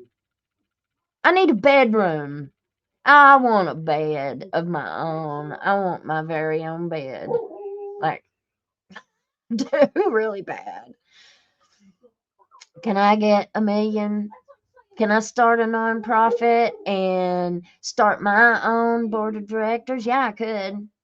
Put my own salary in there, set my own salary. And all my board has to do is just approve it. As long as you got a continuous grant, as long as you find money, you keep finding money and you get in them funding cycles and get part of them funding groups. I ain't gonna do it because it ain't right. I mean, if I wanted to start a nonprofit, like if I wanted to do Hillbilly House, I've thought about it. I believe in prevention, not treatment. Let's wait. Let's prevent ever starting down the bad road. Let's put our money and our focus on our children, because our children are the future. They're the ones that are going to have to run for these elected offices is our kids. You know, all these crooks are going to die one day. They're not going to live forever. Somebody has to take their place. And if we don't teach this younger generation, can you imagine what we're going to be handing them?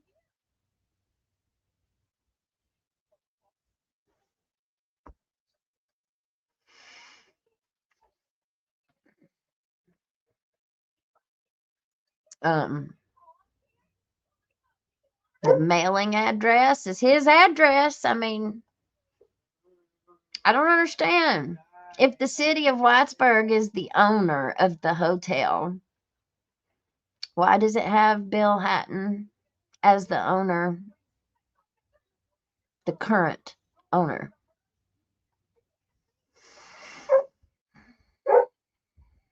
County attorney plus fiscal court attorney. That creates an automatic conflict of interest. Huge red flag. The physical condition. You know, they say that they've fixed all that.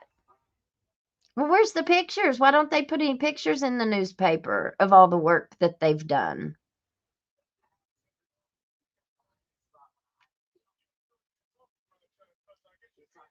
You know? It's boarded up still. There's no visible active renovation that we can see, that the people can see. The rear view, what Google shows at first, like when you put that address in, it shows you the back of the building, not the front. That's a very misleading public presentation. It makes the structure look passable.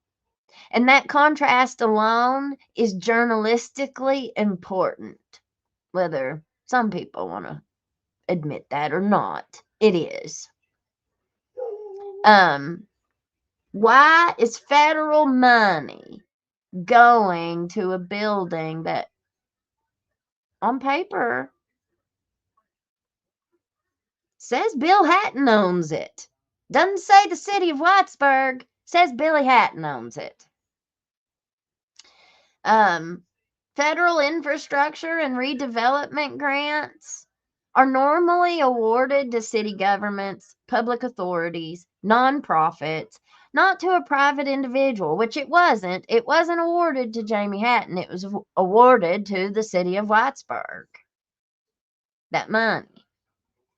So that hotel building being in somebody else's name and all this work being done to it. So what's going to happen when all the work is completed? Possession is 9/10 of the law, ain't it? And he's a freaking attorney. And you had Judge Kevin Mullins and Judge Jimmy Kraft that are the judges in this county. You think they're going to go against? And Michael Watts is getting ready to be the county attorney. You think he would forever in a million years do anything against Jamie Hatton? Ain't happening. Ain't happening. And you know Whitesburg ain't gonna do nothing. You know the sheriff's office ain't gonna do nothing. There ain't nobody gonna do a damn thing. White collar crime, white collar criminals in this area, they ain't getting caught. You ain't got nobody smart enough to do an investigation to catch it. Look at Mickey Steins. Yeah, he was gonna really do something, wasn't he? All he did was get himself in a world of shit. Forgive me, Lord. Especially not one who is also the county's attorney. I mean, that's just a big conflict of interest.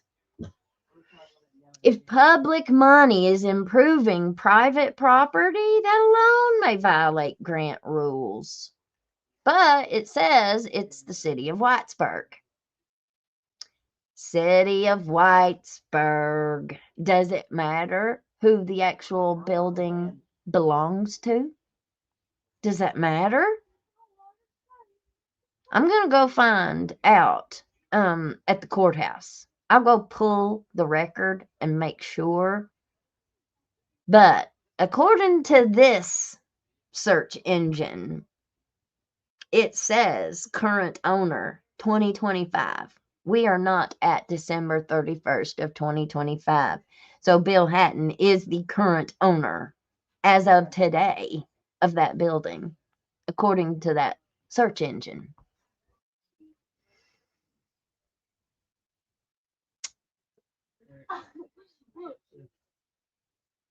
Did the owner have influence over the funding that benefited his own property?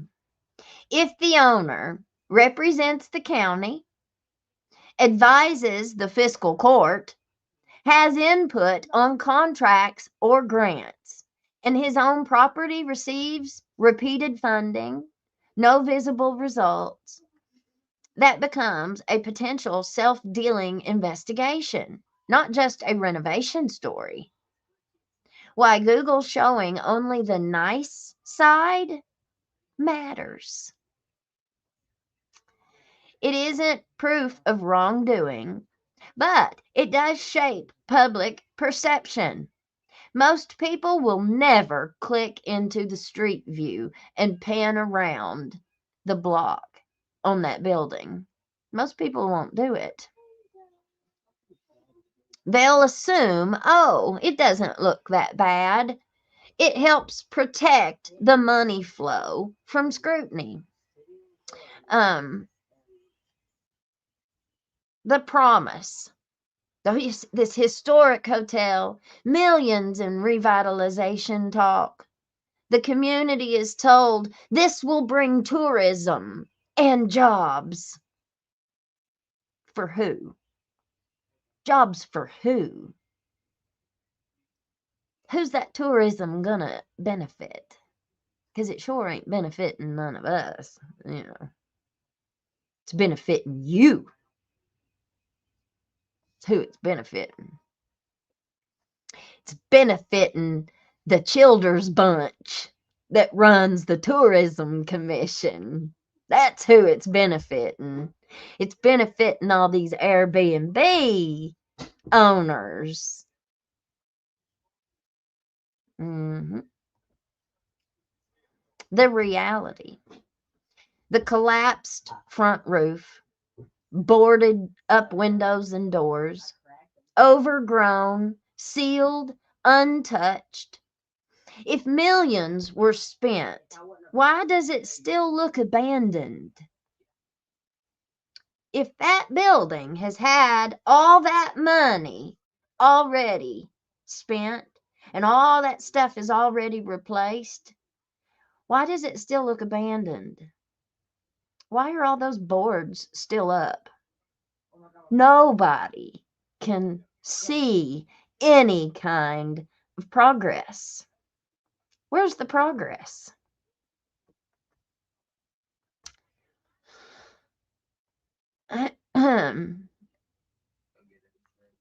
So the conflict, according to what we found, that address is still currently and has been for the last 10 years property owned by Bill Hatton, also attorney for the fiscal court. Same government bodies tied to the funding. Now, can a government lawyer benefit from public grant money without violating ethics rules? Can they? I don't know. I'm asking the question. We don't know. They tell us where the money went. They say that it was spent and all given to this company, SSRG. That's who we're told got the money. But we do know where it didn't go, because it didn't go into anything that we can visibly see. the public records call. So this isn't rumor. This is what public records were made for. Right here. Exact records that we're going to be requesting. We want the paper trails. We want to see all federal and state grants that have been applied for and approved. We're going to put a request in for the city of Whitesburg. We're going to put a request in for the Kentucky Department of Local Government, the DLG. We're also going to put a request in with ARC if the Appalachian grants involved. We're going to ask for the grant applications. We're going to ask for the award letters. We're going to ask for the budgets. And we're going to ask for the change orders. In the fiscal court meeting minutes, we're going to request every meeting where the Daniel Boone Hotel has been talked about. We're going to request downtown revitalization. We're going to request the minutes on the building stabilization and tourist redevelopment. That's what we're going to be asking the minutes for. They're going to love us, ain't they? We're also going to be asking for payments and contractors. We want to see who was paid. We want to see how much they were paid, for what work, and for what dates. So those are going to be the requests that we're going to be asking y'all for. Thanks. Insurance payouts after the roof collapse. This is the biggie. So we want to ask, because if insurance paid and grants also paid, we want to see if there was any kind of double dipping. Oh my God. That's a really big problem. Lots of people double dip. Lots of people double dip and they don't get caught. So we're going to find out. The ethics disclosures. We want to ask for any disclosures filed by the county attorney, Jamie Hatton himself, relating to any property ownership, business interests, and recusals. Now, this isn't about tearing anybody down. This is about asking why public money keeps moving. And the building never seems to move. Or money moving all around this building. But them boards still stay right in place. I just feel like if there was so much construction on that building for 4 floors, from the basement, first floor, second floor, third floor, and the roof, that would have been a huge deal. That would have been such a big deal. Like, there would have been newspaper articles. They would have been, that would have been like a huge thing. Look, they're working on the hotel. Construction has started. Don't you think? That would have been like a huge thing. Quit.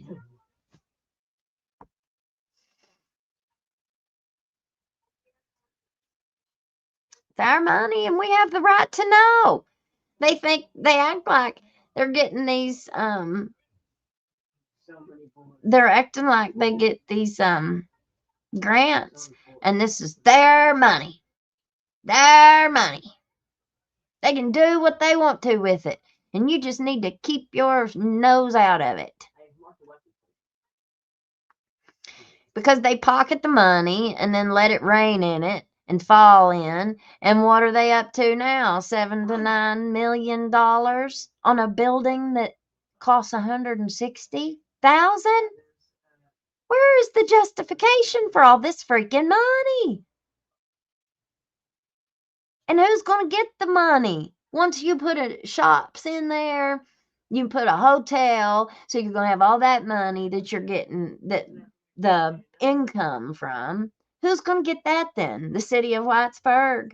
So is the city of Whitesburg then going to go into the real estate business, where they hire a hotel clerk and they hire maids and whoever else that they have to hire to staff this hotel? Or are they going to give it to the tourism commission, just like Jamie Hatton supposedly gave the building to the city of Whitesburg? City of Whitesburg supposedly owned the building, but it ain't in the city of Whitesburg's name. It ain't in the mayor's name.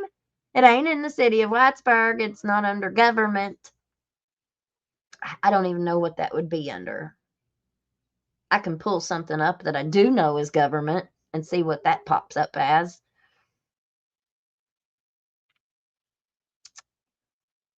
It's just very interesting.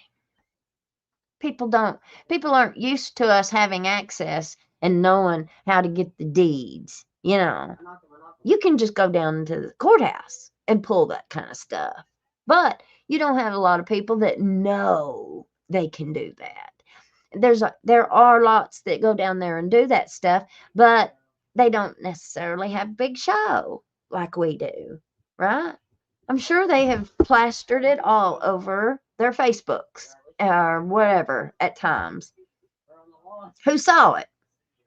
Well, now we are in a new time and we are in a new day, and there are more eyeballs looking into Letcher County now.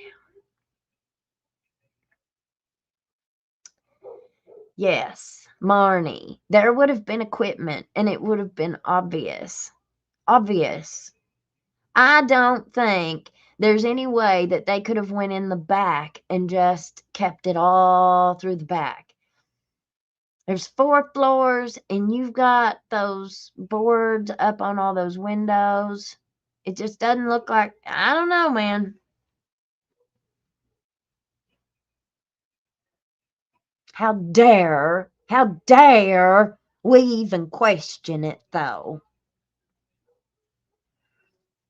Well, honey, you come right on, Robert Arnett.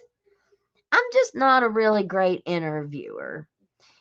We can have you are more than welcome to come on. I'm just not a great interviewer. I don't really know what questions to ask. I kind of stumble over my words. I get nervous. Stutter.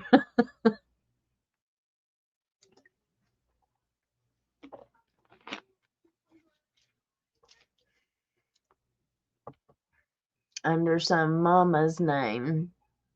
Well, that's what I was wondering when I first saw it, because Jamie Hatton's dad's name is Bill. But then I looked at the ages. This one is 50 years old, and he's my age, and I'm like a year older than me, so pretty sure that's the one he is. That was him. And it had his address. I know what his physical address is, where he lives. And that is his physical address. So, I mean, there could be another Bill Hatton that's 50 years old that lives at that physical address, but I don't think so. And it says that he still currently is the owner of that building. So we're going to find out for sure, because I'm looking through the search engine the subscription that I have through that search engine, and that's who it says owns it.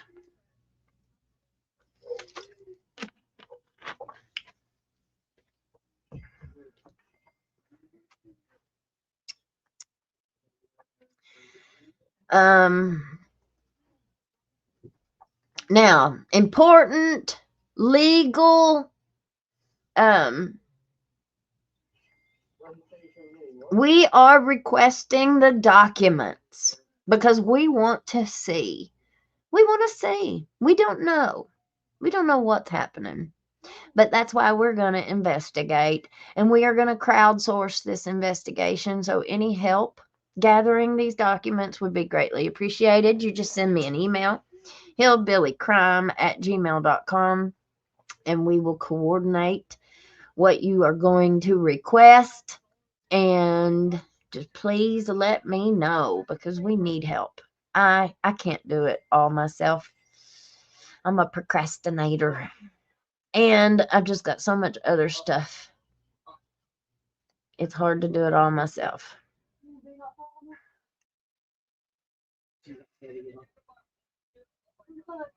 Oh.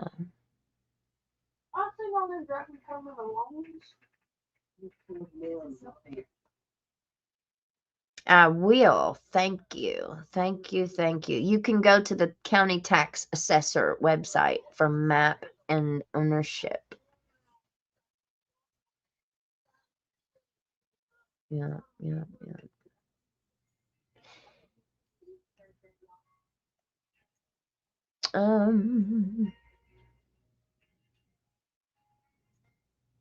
Hi, Mary Kelly. Hi, sweetheart.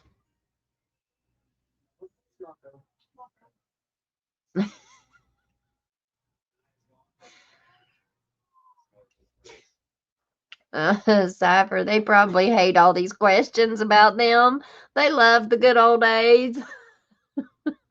Yeah.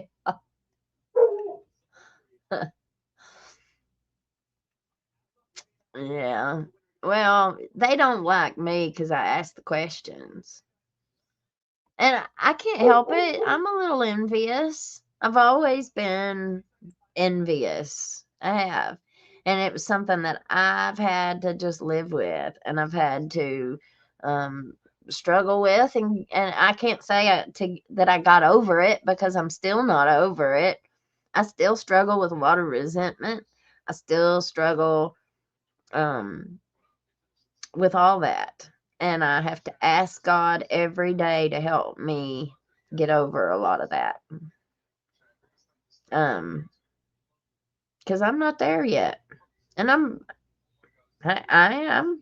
not scared to admit it.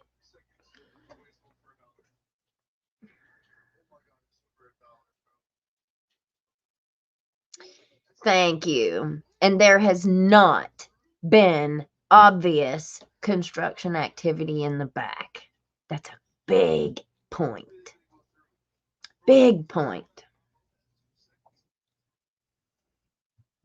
All I have seen was Letcher did not even do a website for Tourism Commission for the past year, because that's why I was looking up Daniel Boone and Cumberland Gap. Well, they had this one little guy that was working for the tourism people. I had applied for that job too, and I didn't get it. I never did get any of their jobs. I never even got an interview. And he went around and did little videos, like little reels and stuff, and he'd put them on Facebook. And I guess he was the social media or the marketing person or whatever you call that. I don't know. He's not there no more. I don't know what happened to him. I haven't seen him in several years. I think the city of Whitesburg hired Jeffrey Justice. Jeffrey Justice is from SOAR. I know him very well. I seen you out there too. I see you checking out my stuff. I see you on my stories. It shows me. Thanks. So I see you out there snooping. He has been one of their biggest financial people that has come from SOAR, like I said, and showed the city of Whitesburg and a lot of these other governmental entities here in Letcher County and beyond, other counties, how to get that federal money. And it's been like a playbook. It's been like an outline, and they have Hal Rogers is the one who started all of this, and they've went down into southeastern Kentucky, and they've kind of showed everybody how to do this, which that's a good thing, right? It's a good thing. But only certain people are accepted. Only certain people are allowed in that circle. You know, they do not accept everybody. Mm-mm.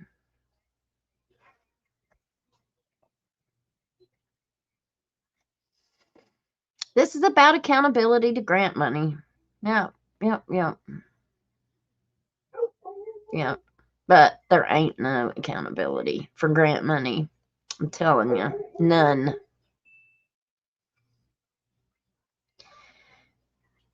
I'm renovating my house and the dust is flying.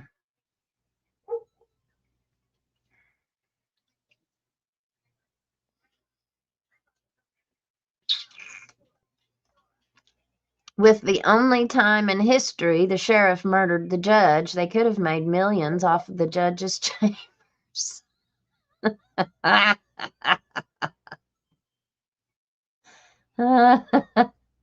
I'm a country boy from Tennessee.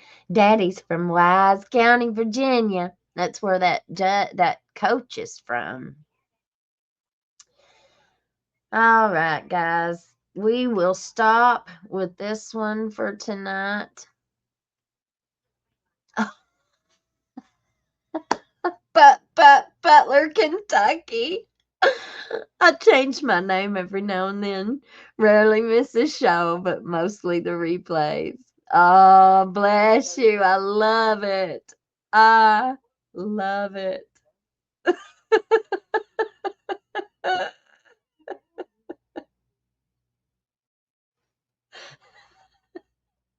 Who is Butler? That's our prosecutor. My bestie. You know, the one that did the Facebook ultimatum. Ah. Oh, I love it. I love it.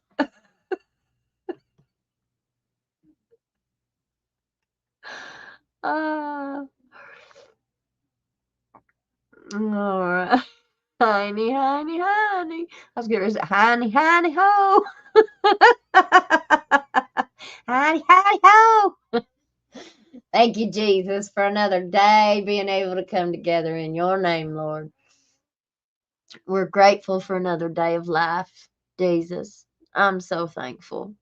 I'm thankful for what you did at Calvary, Lord. You gave us the opportunity for eternity. You gave us the opportunity to live with you forever. I'm so thankful, Lord. I pray that you forgive me for my sins. I cannot imagine not going to heaven, Lord. That's my biggest fear. I pray that you have mercy on me, Lord. I pray that you have grace and that you forgive me for my sins. I pray for your protective hand down over top of me and my family, Lord, and everybody under the sound of my voice. All of us, Lord, that are struggling financially, I pray that you will move, that you will touch our situations. I pray that you will make a way, because we know that you will always make a way. Hallelujah. Thank you, Jesus. I plead your precious blood down over us, Lord. I plead your blood. I pray that whatever is in my heart that's not of you, Lord, that you will remove it. I rebuke it in the name of Jesus. I pray that you just keep giving us knowledge, keep giving us wisdom, because that's really important. You know, we should all be praying for wisdom, Lord. I love you, Jesus. I pray that you'll go with us tonight and bring us back again tomorrow safely. I pray that you will touch Jenny and her mommy and whatever they're going through, Lord. You know all about it. We lift them up to you. for healing. And all you have to do is speak the word only, Lord. I'm thankful to all them little boys that went with us today to get her moved. I pray that you will make a way tomorrow as well. I thank you, Jesus. Until we come again tomorrow, Lord, we give you all praise, honor, and glory. In Jesus' name, amen. I don't know if I don't think I can sing that one. I don't even remember the words. I have a hard time remembering the tune of stuff. Do y'all remember the tune, like how things go? I have a real, I've likened it to like a fog, a brain fog. I have blamed Suboxone. I put all the blame on me taking this Suboxone for so long. About half of the time, I guess maybe 7 years ago or so, I started getting to where I couldn't remember stuff as well. And the only way I can describe it is like that there's just this big fog in my mind, and I can't see past it to remember a lot of my childhood and, my younger days. I remember, just not like, I feel like there's this big fog there. And as I look back into my memory to try and remember things, there's this fog, and I can't see. It's just, I can't see none of it. I don't remember none of it. Unless it's a specific memory, like I can smell something and I'll remember, and it'll trigger a memory or something. But, I'm not upset about that. I'm not, it doesn't bother me that I have that memory loss, because a lot of that stuff that I was remembering was so painful and traumatic that I was barely functioning. I was barely able to function. And so, I'm not too upset with it. It's enabled me to move forward and not. Yeah, thank you there, Colleen. Your brain is protecting you from the trauma. My brain did that whenever we moved away as a child. Whenever we moved away from the guy that was abusing me sexually. Once we moved and it was no longer happening on a daily basis, over time, I kind of forgot about it. And it was 5th, 6th, 7th, 8th. I guess 3 years later, I was at my dad's, and I hadn't thought about it in all that time. And I was at my dad's, and that guy, he was friends with my mom. And he had called her wanting a computer. He was going to buy a computer, and he knew that she taught computers. And so he, at that time, she did. And so he was going to ask her for her recommendation on a computer. And mind you, my mom did not know what he had done. She had no idea. And so she called me, or no. And while they were talking, he asked her how I was doing. And Mom said, "Oh, well, she's fine. She's living with her dad now." And for some reason, the man asked my mom for my phone number. And she gave it to him. She didn't know. And so I was in 8th grade, and he called. My brother answered the phone. And he was like, "Yeah, Betsy, you got a phone call." And I went in there and picked up the phone. And as soon as I heard that man's voice, I remembered everything.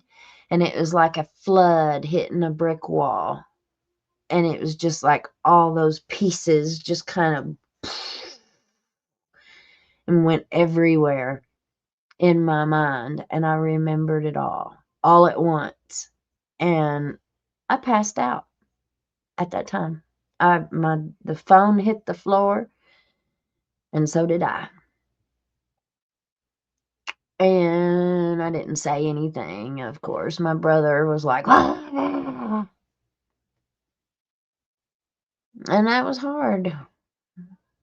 That was hard, remembering it the way that I did, just like all of a sudden. That was hard. But anyway,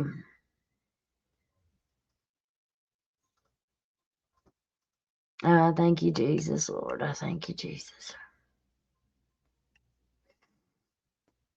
All right, well, keep Jenny in y'all's prayers, y'all, and keep her mommy in your prayers. And Tony's a struggling with his surgery. Said it was one of the most painful things he's ever went through, and if he had it to do over again, he wouldn't have done it.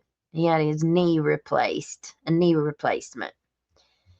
And so he's about a week and a half into it now, physical therapy and stuff, but he's still struggling with it. So pray for him too. And we've got a dozen of our hillbillies that have mentioned things that are going on medically. So just keep everybody in your prayers.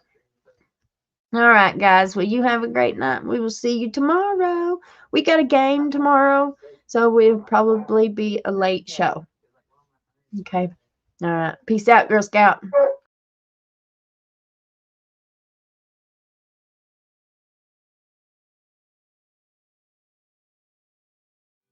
Can't hide from hillbilly crime. You can't hide from hillbilly crime. You may not know that there's a crew in town. The head hillbillies are making their rounds. Small town whispers loud and clear. The sheriff shot the judge in his chambers chair. Sheriff got a secret he won't keep. Judge shot dead in his disbelief. A lot of people have some stories to tell. Dog passed away, get the sound of a shotgun shell. All the secrets still on down. Voices loud in this old town. From the courthouse to the ground. Rumors fly and they can't be bound. Neighbors hide behind their blinds. Whisper tales of troubled minds. Skeletons covering the mountainside.